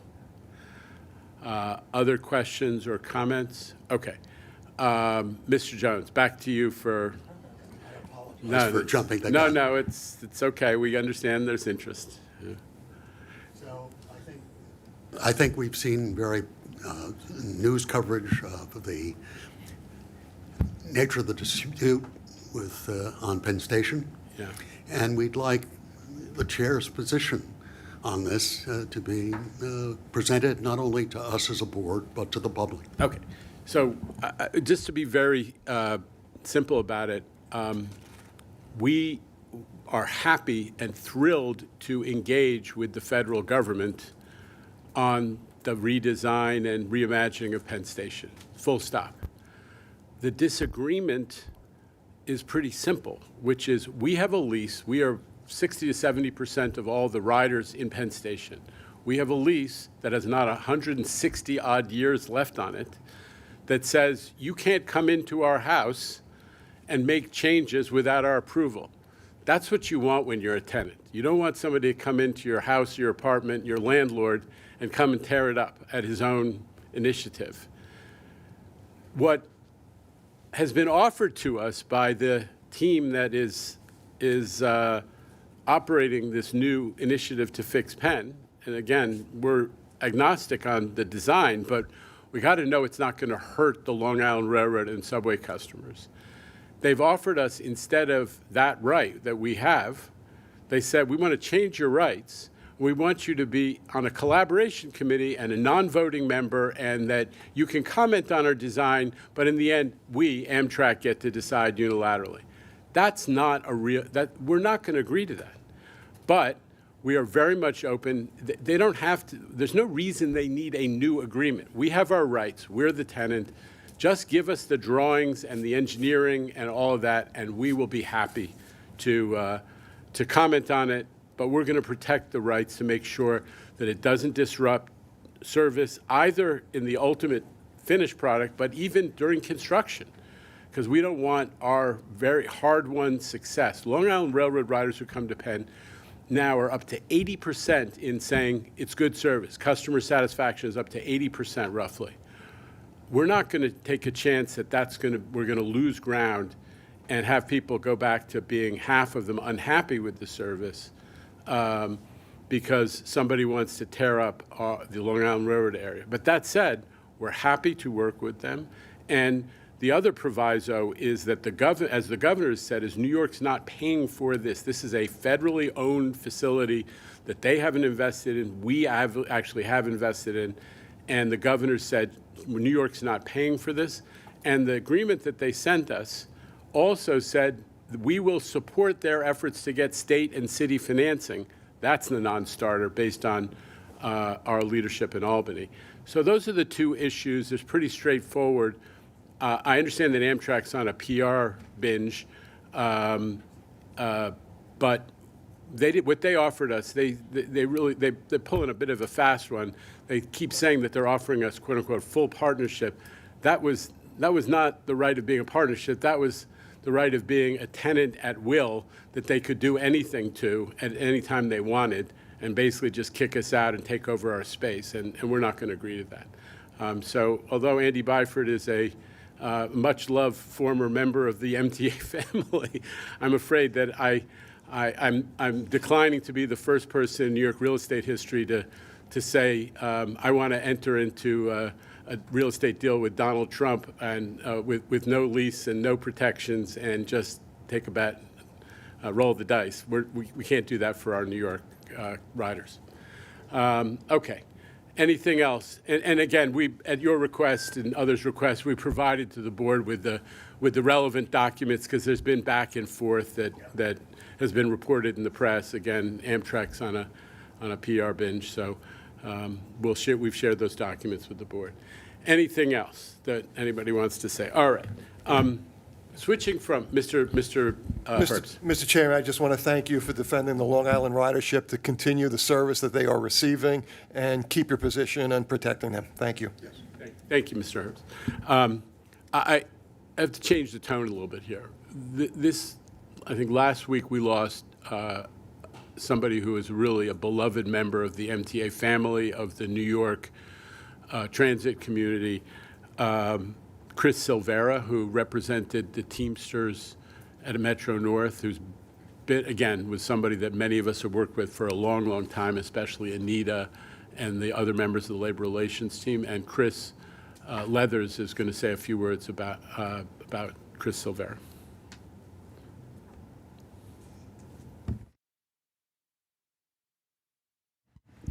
Good morning, Chair. I had mentioned my words during the committee meeting. You did, and I apologize if we got it wrong. But I just refer everybody back to, we'll circulate your comments because Chris Silvera really was an important part of this transit community. So thank you for leading the memorialization of him. There's the services, we've circulated to the board and others, the schedule for the services. Okay. Back on to routine business, if you guys will indulge us. The minutes of the May joint board and committee meeting have been distributed. Corrections or omissions? Okay, thumbs up from Mr. Albert. There were some corrections that were done at the committee level, and they've been redistributed, therefore are approved. Moving on to the committee reports. Mr. O'Donnell, are you prepared to report for Bridges and Tunnels? We've lost. I am. Okay. Good afternoon, Mr. Chair. The TBTA committee met Monday and reports the following. The committee seeks approval to award a personal service contract to Gannett Fleming Engineers and Architects for Easy Pass interoperability consultant services in the not-to-exceed amount of $5.47 million over a period of 6 years. The committee discussed the item. However, a quorum of members was not present. The action is brought to the full board today, and I move it. All right, may I have a second? I need a second. Mr. Zuckerman, all in favor? Any opposition or abstention? The item is approved. Mr. Chair, this concludes the TBTA committee report. Mr. Herbst, will you do joint railroad in Mr. Chu's absence? Thank you, Mr. Chairman. The Joint Railroad Committee met on Monday and reports the following. There was one competitive procurement. The railroads seek board approval to use an expedited change order procedure for the M98 railcar procurement with Alstom Transportation. The committee recommends this procurement, and I move it. Okay, we, I think, discussed this in joint railroads. May I have a second? Thank you, Ms. Lopez. Any comments? All in favor? Any opposition or abstention? The item is carried. Mr. Chairman, there is one ratification for board approval. The Long Island Railroad, on behalf of the MTA Grand Central Madison Operating Company, requests board approval for a retroactive modification of the contract with George S. Hall in the amount of $2.86 million for additional scopes of work. The committee recommends this procurement, and I move it. Okay. A second by Mr. Jones. All in favor? Any opposition or abstention? The item is carried. Thank you. This concludes the Joint Railroad Committee report. Thank you, Mr. Herbst. Ms. Mahaltzis, Transit Committee. Good morning, everyone. The New York City Transit Committee met on Monday and reports the following. There are 3 competitive procurements totaling $514.4 million. The first procurement is authorizing a competitive RFP for the procurement of up to 1,488 buses. The second item is a contract with the Goodyear Tire and Rubber Company in the amount of $165.6 million to furnish, lease, and service our bus tires.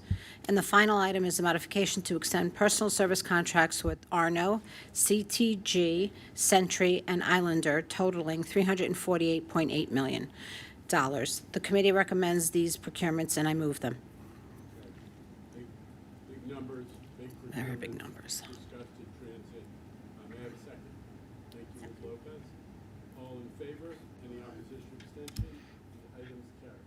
This concludes the New York City Transit Committee report. Thank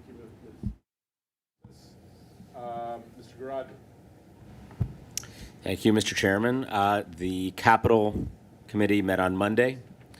We discussed matters relating to rolling stock, diversity, and the development of the Small Business Mentoring Program. We don't have items that require a board vote this month, and that's all we have for today. Okay. Thank you, Mr. Garaddi. Finance Committee, Mr. Zucker. Thank you, sir. The Finance Committee met Monday afternoon, reports the following. There is one action for board approval.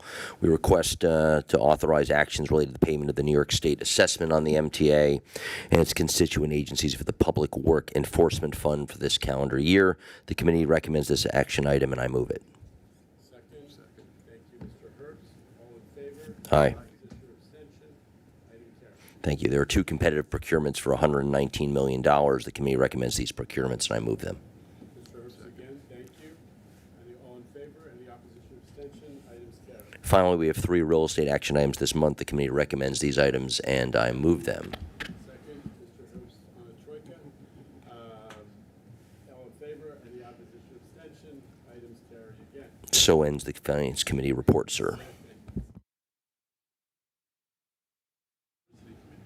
Thank you, Mr. Chair. The Diversity Committee met on Monday and discussed an accessibility program update, MTA-wide EEO activities, and 2026 small business development activity. None of these matters require a vote. Well, thank you for chairing, and I know there was a good discussion at diversity, so thank you again. Thank you. We're at the moment of adjournment. I'm going to close not by making a motion, but just by saying an acknowledgement of the fact I should have done at the outset. David Mack, who served on this board for a very long time, and who all of us got to know in part because he would sit next to us and chatter during the board meeting, has left the board. And I just want to acknowledge that he was, he and I had some disagreements, but he was always a cheerful and positive member, and somebody who serves the MTA that long deserves to be acknowledged. So tip of the hat to David Mack. Mr. O'Donnell. Thank you, Chairman. I think I'm the only person that actually worked in a position with David. So I met him 30 years ago. He was appointed a colonel in the state police by Governor Pataki. I had the pleasure of getting to know him quite well during our time together on the state police. But we all know his generous and work he's done not only with the MTA board for over 20-something years, but also Northwell Health, which is the largest health agency in New York City. We all see the ambulances with David and Sandra Mack on the side. So he's going to continue that work with his philanthropy and his generosity. He not only had a wealth of information that he shared with all of us. I know, Mark, you said he was a mentor to you. He's been a mentor to me and others here. We're certainly going to miss him. I actually hope he gets back on this board.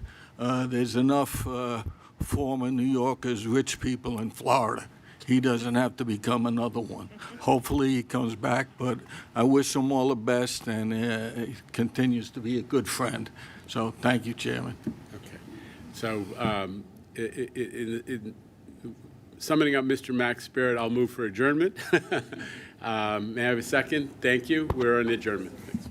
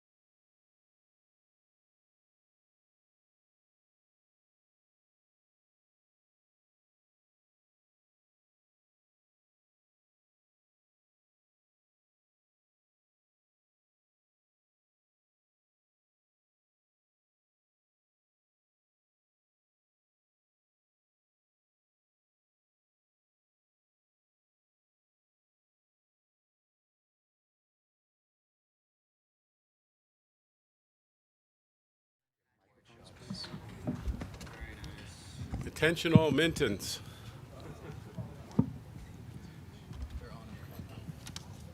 Okay.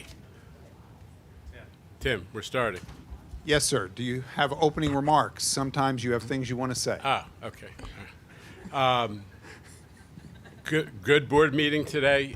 Between the end of the legislative session and the July plan, this was a moment to talk about how we are pushing forward to become more efficient and make sure that we can deliver service, more service, better service without having budget problems. So I was thrilled at that. We had a really good discussion on that. That's what I have to say. Amazing start to the proceedings. We're going to go to Evan Simcoe Bednarski of your New York Daily News. Everybody, Evan. See, I last time I said he shouldn't make you last, and see, he's making a point at me. This makes me very uncomfortable. Yeah. So, I want to ask you about the Penn Station tete-a-tete. Oh, goody. Andy Byford said in his letter, forgive me, I think the exact words were that the MOA would not water down the lease claims that LIRR has. Yeah. You've made the point today and in the letter that in the eyes of the MTA it does. Can you give me a bit more of a sense of, sort of what specific rights are they asking for? All right. This is all sort of beside the point. Let's put it in regular New Yorker terms. You got a lease. It says that the landlord can't tear up your house or apartment without your approval. The landlord shows up and he says, I got a different lease for you. How about a lease that says, I will talk to you about my plan for your apartment, but in the end, I get to decide if I tear it up.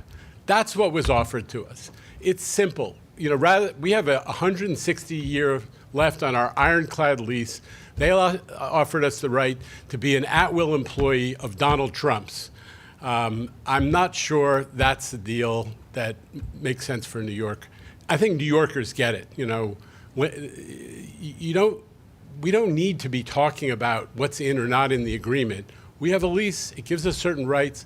We have to make sure that what they're proposing to do helps Long Island Railroad. Now, I am very interested in collaborating with Byford and Amtrak and everybody else on a plan to improve Penn. We're interested in improving Penn. That's why we built the 33rd Street Concourse, and on time and on budget, as I always remind people. But there's no need for a new agreement. We have our rights. We're not changing it. Just give us the documents and let us start to collaborate. We can collaborate right now. We don't need a new document. It's that simple. But we're interested in working with them, especially since they keep saying, or the governor's made it very clear that New York isn't paying for this, so we don't have to worry about the financing. They say they're going to solve it all because the governor's been pretty clear we're not paying. New York State isn't paying. New York taxpayers aren't paying. The New York riders aren't paying. So we're interested in collaborating, but we don't need to negotiate a new document for the privilege of doing so. All right, let's move on, sir. We're going to the Zoom equipment where Stefanos Chen is standing by from the New York Times. Stefanos. Yeah. Hi, Jano. Can you guys hear and see me? Yes. Hi. So I understand that last week Governor Hochul had met with Amtrak and the developers to see a model of the plan, walked through it, and at least seemed receptive to the idea. But your letter on Monday seemed to show that there may be some sunlight between you, the MTA, and the governor's office on whether or not to proceed with this plan. Would you just speak, please, to whether you are on the same page with Governor Hochul on the proposal that the Trump administration is putting forward, or if there's something else that if there's some space between you two? Listen, I don't think there is. The governor said a couple things that I very much agree with. One, as she said from the get-go, this plan is premised for us very clearly. New York is not paying for it. This is a federally owned facility that has been allowed to fall apart for generations. The MTA is the only ones who's invested in it to make it a lot better, and the result of that investment has raised rider satisfaction among our Long Island Railroad customers from 50 to 80%. So we've been investing in it. It's the federal government's responsibility. The governor's made that clear. I very much agree with her on that. I very much agree with her that we can and should partner and collaborate and work with them on their ideas, which I haven't been, no one's shared those with us. I'm glad that she had an opportunity to see it if she did. So we're ready to collaborate. We just don't need a brand new agreement that eviscerates key rights that we have in our lease in order to do it. Just send us the plans, brief us. We will give you your feedback. And as the governor said, we're ready to work collaboratively. All right, next up, straight in front of you is Andrew Siff of WNBC. He's here with Justin Laub today. Andrew. How are you? Can you just explain, it feels like there's the stuff that's said in the letters, like Andy's letter to you and your letter back to Andy, and then there's the real stuff. It feels like some secret fight that New Yorkers don't fully understand. Amtrak owns Penn Station. They have a plan to renovate it. You're saying we don't like this plan because we haven't fully seen it. Can you better explain why it can't just move forward as proposed? Well, I think it can move forward. Just show us the plans and let us comment on them and tell you what we think of them so we can fulfill our responsibility to protect Long Island Railroad riders. We don't only have the right to occupy half of the station. We also have in our lease the right of what you call quiet enjoyment, means you cannot impact on our operation. So we have to understand what they're proposing to do, how it might, even if they're working in another part of the station, how it could impact on our ability to put on service. So Andrew, it's very simple, which is we're ready to collaborate. Just give us the plans, start briefing us, bring us into it. Don't make it conditional on us signing some document that, that gives away a bunch of really rock solid rights. I mean, remember, the Trump administration has done things to us even when we had contracts, even when we had very clear-cut rights. Second Avenue subway funding was withheld, although we had a contract. The contract that was the approval from the federal government for congestion pricing was not respected. So the idea that we should give away rock-solid rights in favor of a hope and a lick and a promise, a hope and a prayer of that they might agree to do what we think are the important things to do is not realistic. We're not doing it. It's not happening. We're very simple. Just give us the documents. Let's start the dialogue. Let's collaborate. All right, next up, let's go to the joy of Nickstown with Dave Colon of Streets Blog. Bring us up, uplift us. New Yorkers coming together. I think the phrase for all that Knicks gear is superannuated, right? It's a week too late, but keep going, David. Yeah. Oh no, this is all summer. Yeah. Okay. Good. I have a shirt in the mail. I got more shirts I'm going to find. This is the Knicks are champs until they're not. Yeah, live it. You know what? I take it all back. Enjoy. I know. A Nets fan here telling me. Hey, Dave. Let's go have a beer and talk about all the games I went to in 1969, 70, and 73. Okay, then you can accuse me of not being a Knicks fan. That's fair. I'll talk ball with you sometime. But for now, I have not Penn Station questions. I'm zagging while all the colleagues are zigging. I was very interested in Jesse's presentation to the board on Monday, or to the Capitol Committee on Monday, all of this stuff about the rolling stock and the completely hollowed out bus and train building capabilities in America. So I'm wondering if you can talk a little bit more, or if Jesse can talk a little bit more about what is kind of the plan. Is there a plan with Albany to try to get people here? Is there a plan to move away from Buy America, if you can do that? Is there, what more can we hear about these rolling stock issues to ensure, especially on the bus side, that there are buses available for people? Okay, so I'll say a couple things, and then Jesse will add much more. A couple things. This is not a new issue. We've been working on this for a while. In the Rich Davey era, we were very active with APTA in the national transit community in trying to get alignment on specifications and standards among all the bus buyers, so that we would get companies to come and work here, so they knew they didn't have to create bespoke, customized buses for every customer, right? We were working with APTA on attracting more bus manufacturers to come to the United States. We at the MTA have been trying to get more companies to come in and let us certify that they could be manufacturers of buses for us. Jessie, as she can describe to you, has been reaching out to some of those bus manufacturers that are active in Europe and elsewhere to see if they would come to the United States. On the Buy America front, one of the things that we're not talking about changing Buy America, but what we think ought to be done is to recognize that because buses and subway cars are comprised of all these different components, they shouldn't tariff. If somebody's manufacturing a bus and assembling a bus or a subway car in the United States, they shouldn't be tariffing every single component that's brought here in order to assemble it or manufacture it here. That the fact that there's a manufacturing facility here is kind of the achievement of the industrial policy that the federal government is pushing for. So we're pushing on a lot of different fronts to grow manufacturing capacity, to grow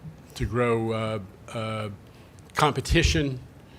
And I'll just add, the only foreign trip that I've made in my career at the MTA was to Korea and Japan to go, talk to potential manufacturers and suppliers about more coming to the United States and doing more work here for the MTA. We're the biggest customer there is, and we want to grow competition. Sort of the point that you're making, Jessie.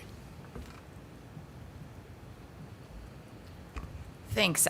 I think that's a great answer. There's a few specifics I'd add. I think about the bus industry and the rail car industry is very distinct. On the bus industry, the challenges are really about the consolidation in the OEM, the sort of higher manufacturer side. That's where we'll be able to hopefully use the MTA's scale and some of the funding flexibility that we have through the capital plan now being fully funded to help bring new players from abroad into hopefully New York State so that we can support bigger purchases and also some of the component parts that are highly specialized. Batteries, for instance. There are great battery suppliers and manufacturers abroad. Those don't exist. So just because you bring the bus company doesn't mean you have the supplier ecosystem to support the development and the manufacturing of those buses. In America, you need all of it.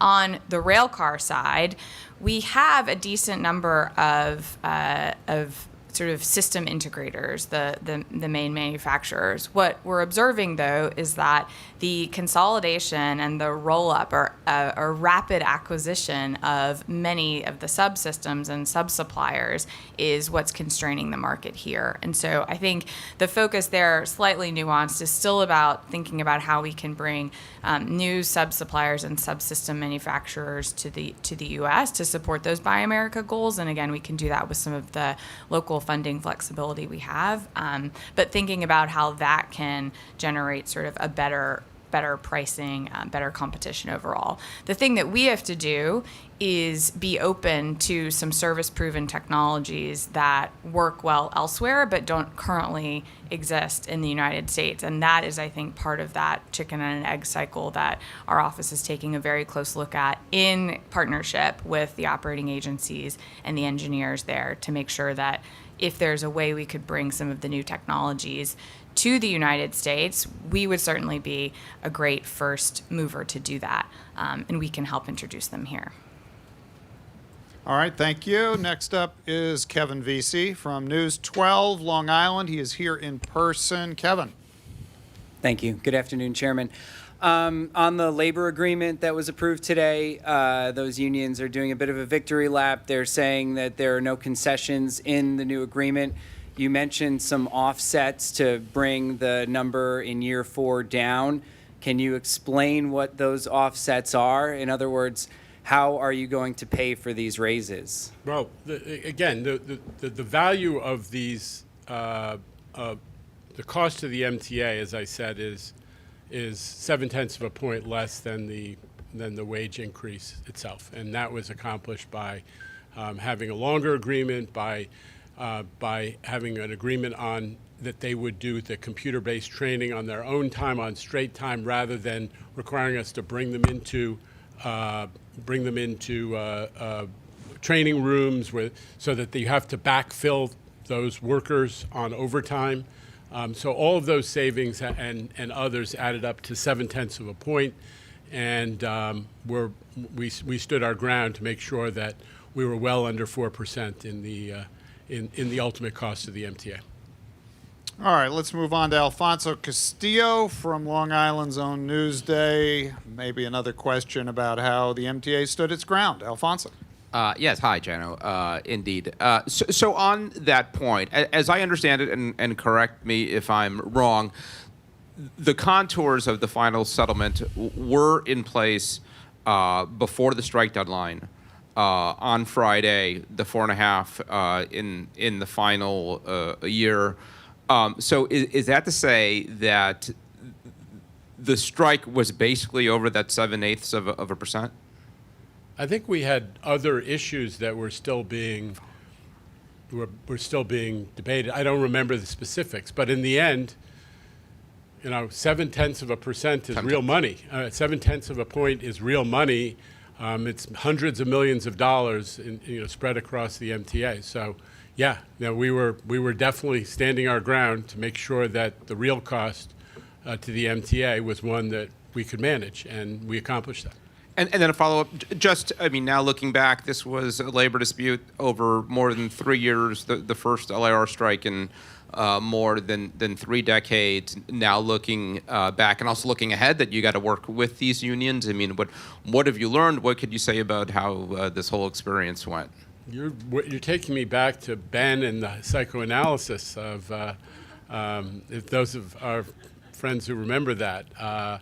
Listen, I learned that the state of New York, led by Governor Hochul, understands that the MTA has to maintain a balanced budget, and that our ability to put on more service and better service, and a lot more service on Long Island, depends on our ability to pay for it.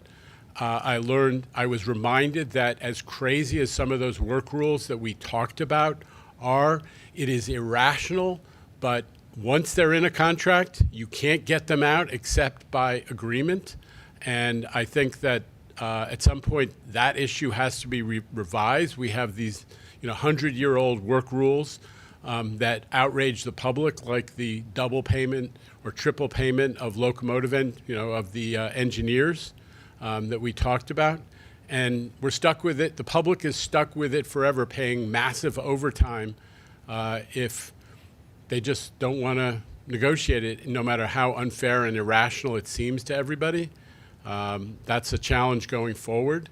I also learned that some of the folks who, when these strikes happen, that the frontline workers frequently get blamed, even if they're not the ones on strike. So a tip of the hat to the conductors who were not on strike but had to hear it from the Long Island Railroad riders a lot about how ticked off they were about the inconvenience.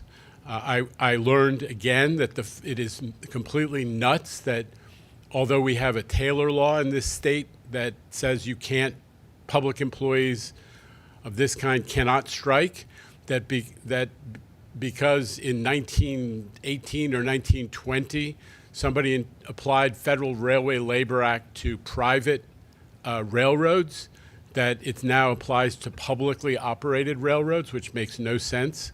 But that's the world that we live in, this irrationality that these unions alone can strike because they work for commuter railroads as opposed to the subways or the buses in New York. And I learned that as controversial and hostile, and I wouldn't say hostile, but as much back and forth as there is during these strikes, that people do come back to work pretty promptly when they're resolved, and that especially the workforce that is dealing with the reality that they lose 1/3 of a point every day of their salary that they're out on strike, that people were anxious to come back to work, led by the conductors and other unions who never went on strike. So we were able to restore service quickly, and that was a testament to the workforce and also to our Long Island Railroad. So a little bit of a litany, but you asked, and those are my answers. All right, with the Ben Brockfeld name check, it means per policy, we go direct to AM New York, and represented today by Ethan Stark-Miller. Ethan. Unfortunately, I can't provide much on the psychoanalysis question front, but I would love to get an update on the fare enforcement on buses, pilot. Where are things standing with that? How many bus lines has this been rolled out to at this point? What has been the rider response to this? And then I had a second question related to Penn. It is rolling out. It's based on technology, the new technologies, availability. We have enough handheld devices. Do we have enough Eagle teams? So those are the limitations on the pilot, so to speak. So I'll let Demetrius talk about it. But Ethan, so you understand, we're still in the pilot stage because we don't have an unlimited number of handheld devices and people. And the ultimate test will be when we turn off MetroCard once and for all and coin on bus, and then you can really have confidence that everybody who got on the bus ought to have been paid in a way that can be validated through the handheld device. Demetrius. So one thing that we've been very clear with, transparent on, is as new MTA, we have focused on being transparent on the things that we're doing in advance. And so we were very clear on this program and the intents of this program. We wanted the public to know what they should experience or what they should expect. And so at this point, we are transitioning or ramping up a lot of the service on the express bus lines. We've been focusing a lot of the efforts there for a couple of different reasons. One, people kind of expect to get checked on the express lines, but also it allows us to train our folks on the new technology, and it allows us to be able to ramp things up before we go back to a more heavy presence on the local line. So it does give us the time to get the technology in order and train people as we ramp up. And then on Penn, I'm not sure you get two, Ethan, honestly, and it's kind of an asked and answered. I took a couple questions on Penn already. Plus we've got Elijah Westbrook from CBS 2. He's run up already $53. We don't take questions from people in motor vehicles, though. He's in the back seat. $53, sir, so far in this Uber. Even worse. Patiently waiting. Let's go to Elijah. Good afternoon. Elijah. Afternoon. I'm so sorry I couldn't make it, but I wanted to ask you, Jano, I'm sure you're aware this morning there were a few people who were raising concerns about these Museum of Sex ads on bus. Wanted to just get your take on it.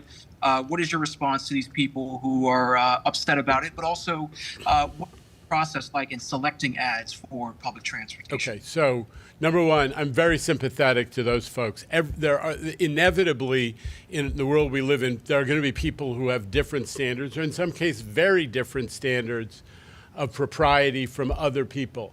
We have we have First Amendment obligations that prevent us from becoming, the censor of all the ads. We are really constrained on that. We have an advertising committee that reviews things, but they are constrained by the rules of the First Amendment. Because of this sensitivity, for a long time, the Museum of Sex ads, and I'd be happy if they chose not to advertise like they do all over our buses, but they do, and we have limitations on control. For a long time, they just said Museum of Sex. We insisted that they at least add the address, so it wouldn't, people were misunderstanding what the message was.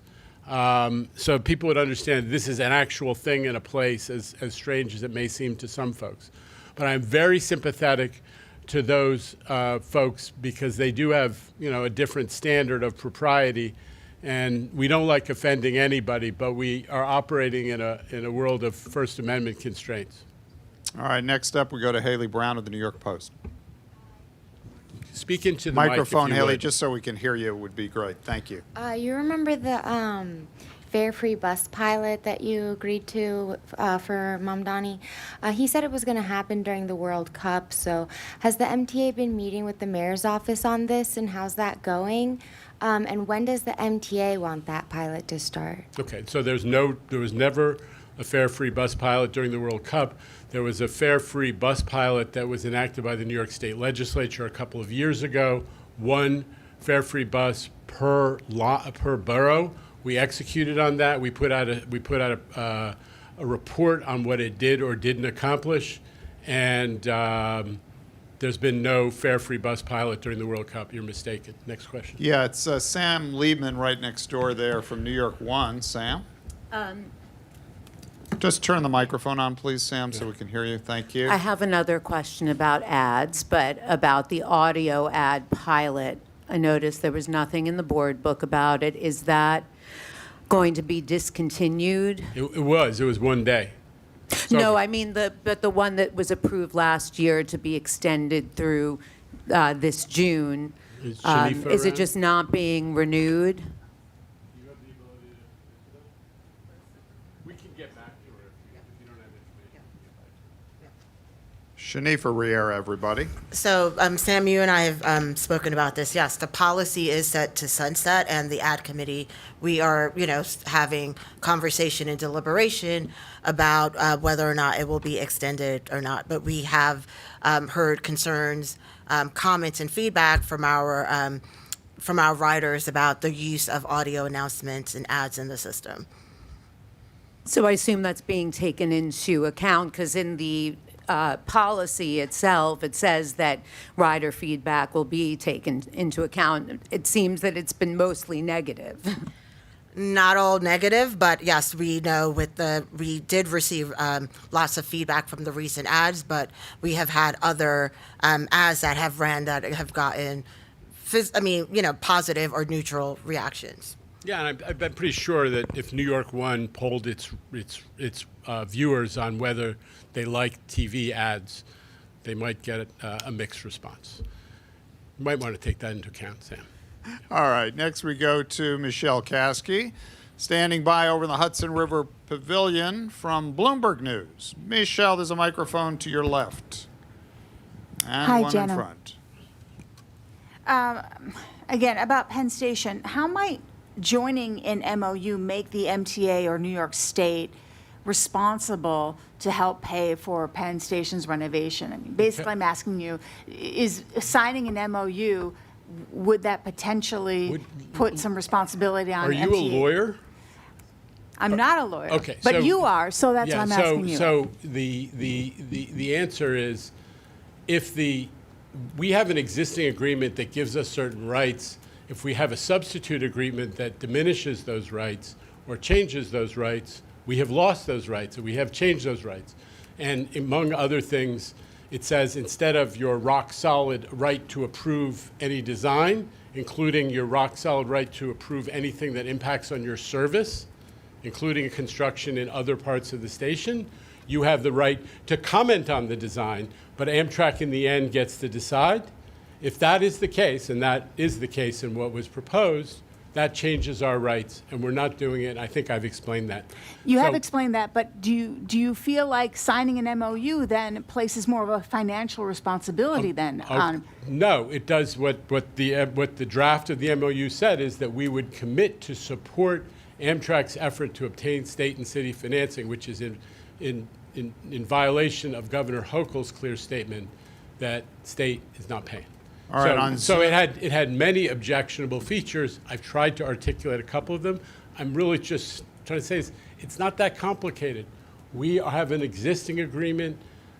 Anybody who has a lease, who's a tenant, understands if your landlord shows up and says, I want to get rid of your existing agreement and give something that gives me the right to decide what your house is going to look like because I'm going to change it, you might not agree. That's us. All right, on Zoom, we've got Michael Oreskes from the Strauss News chain of papers. Yeah, Michael Oreskes. I'm in the asked and answered category. Well, I'm we don't afraid. know what he Just- wants to talk about, Well, sir. okay. Perhaps he's got an entirely new topic All about right, something of all interest to right, the West Side okay. community. Michael. There are many topics of such thing.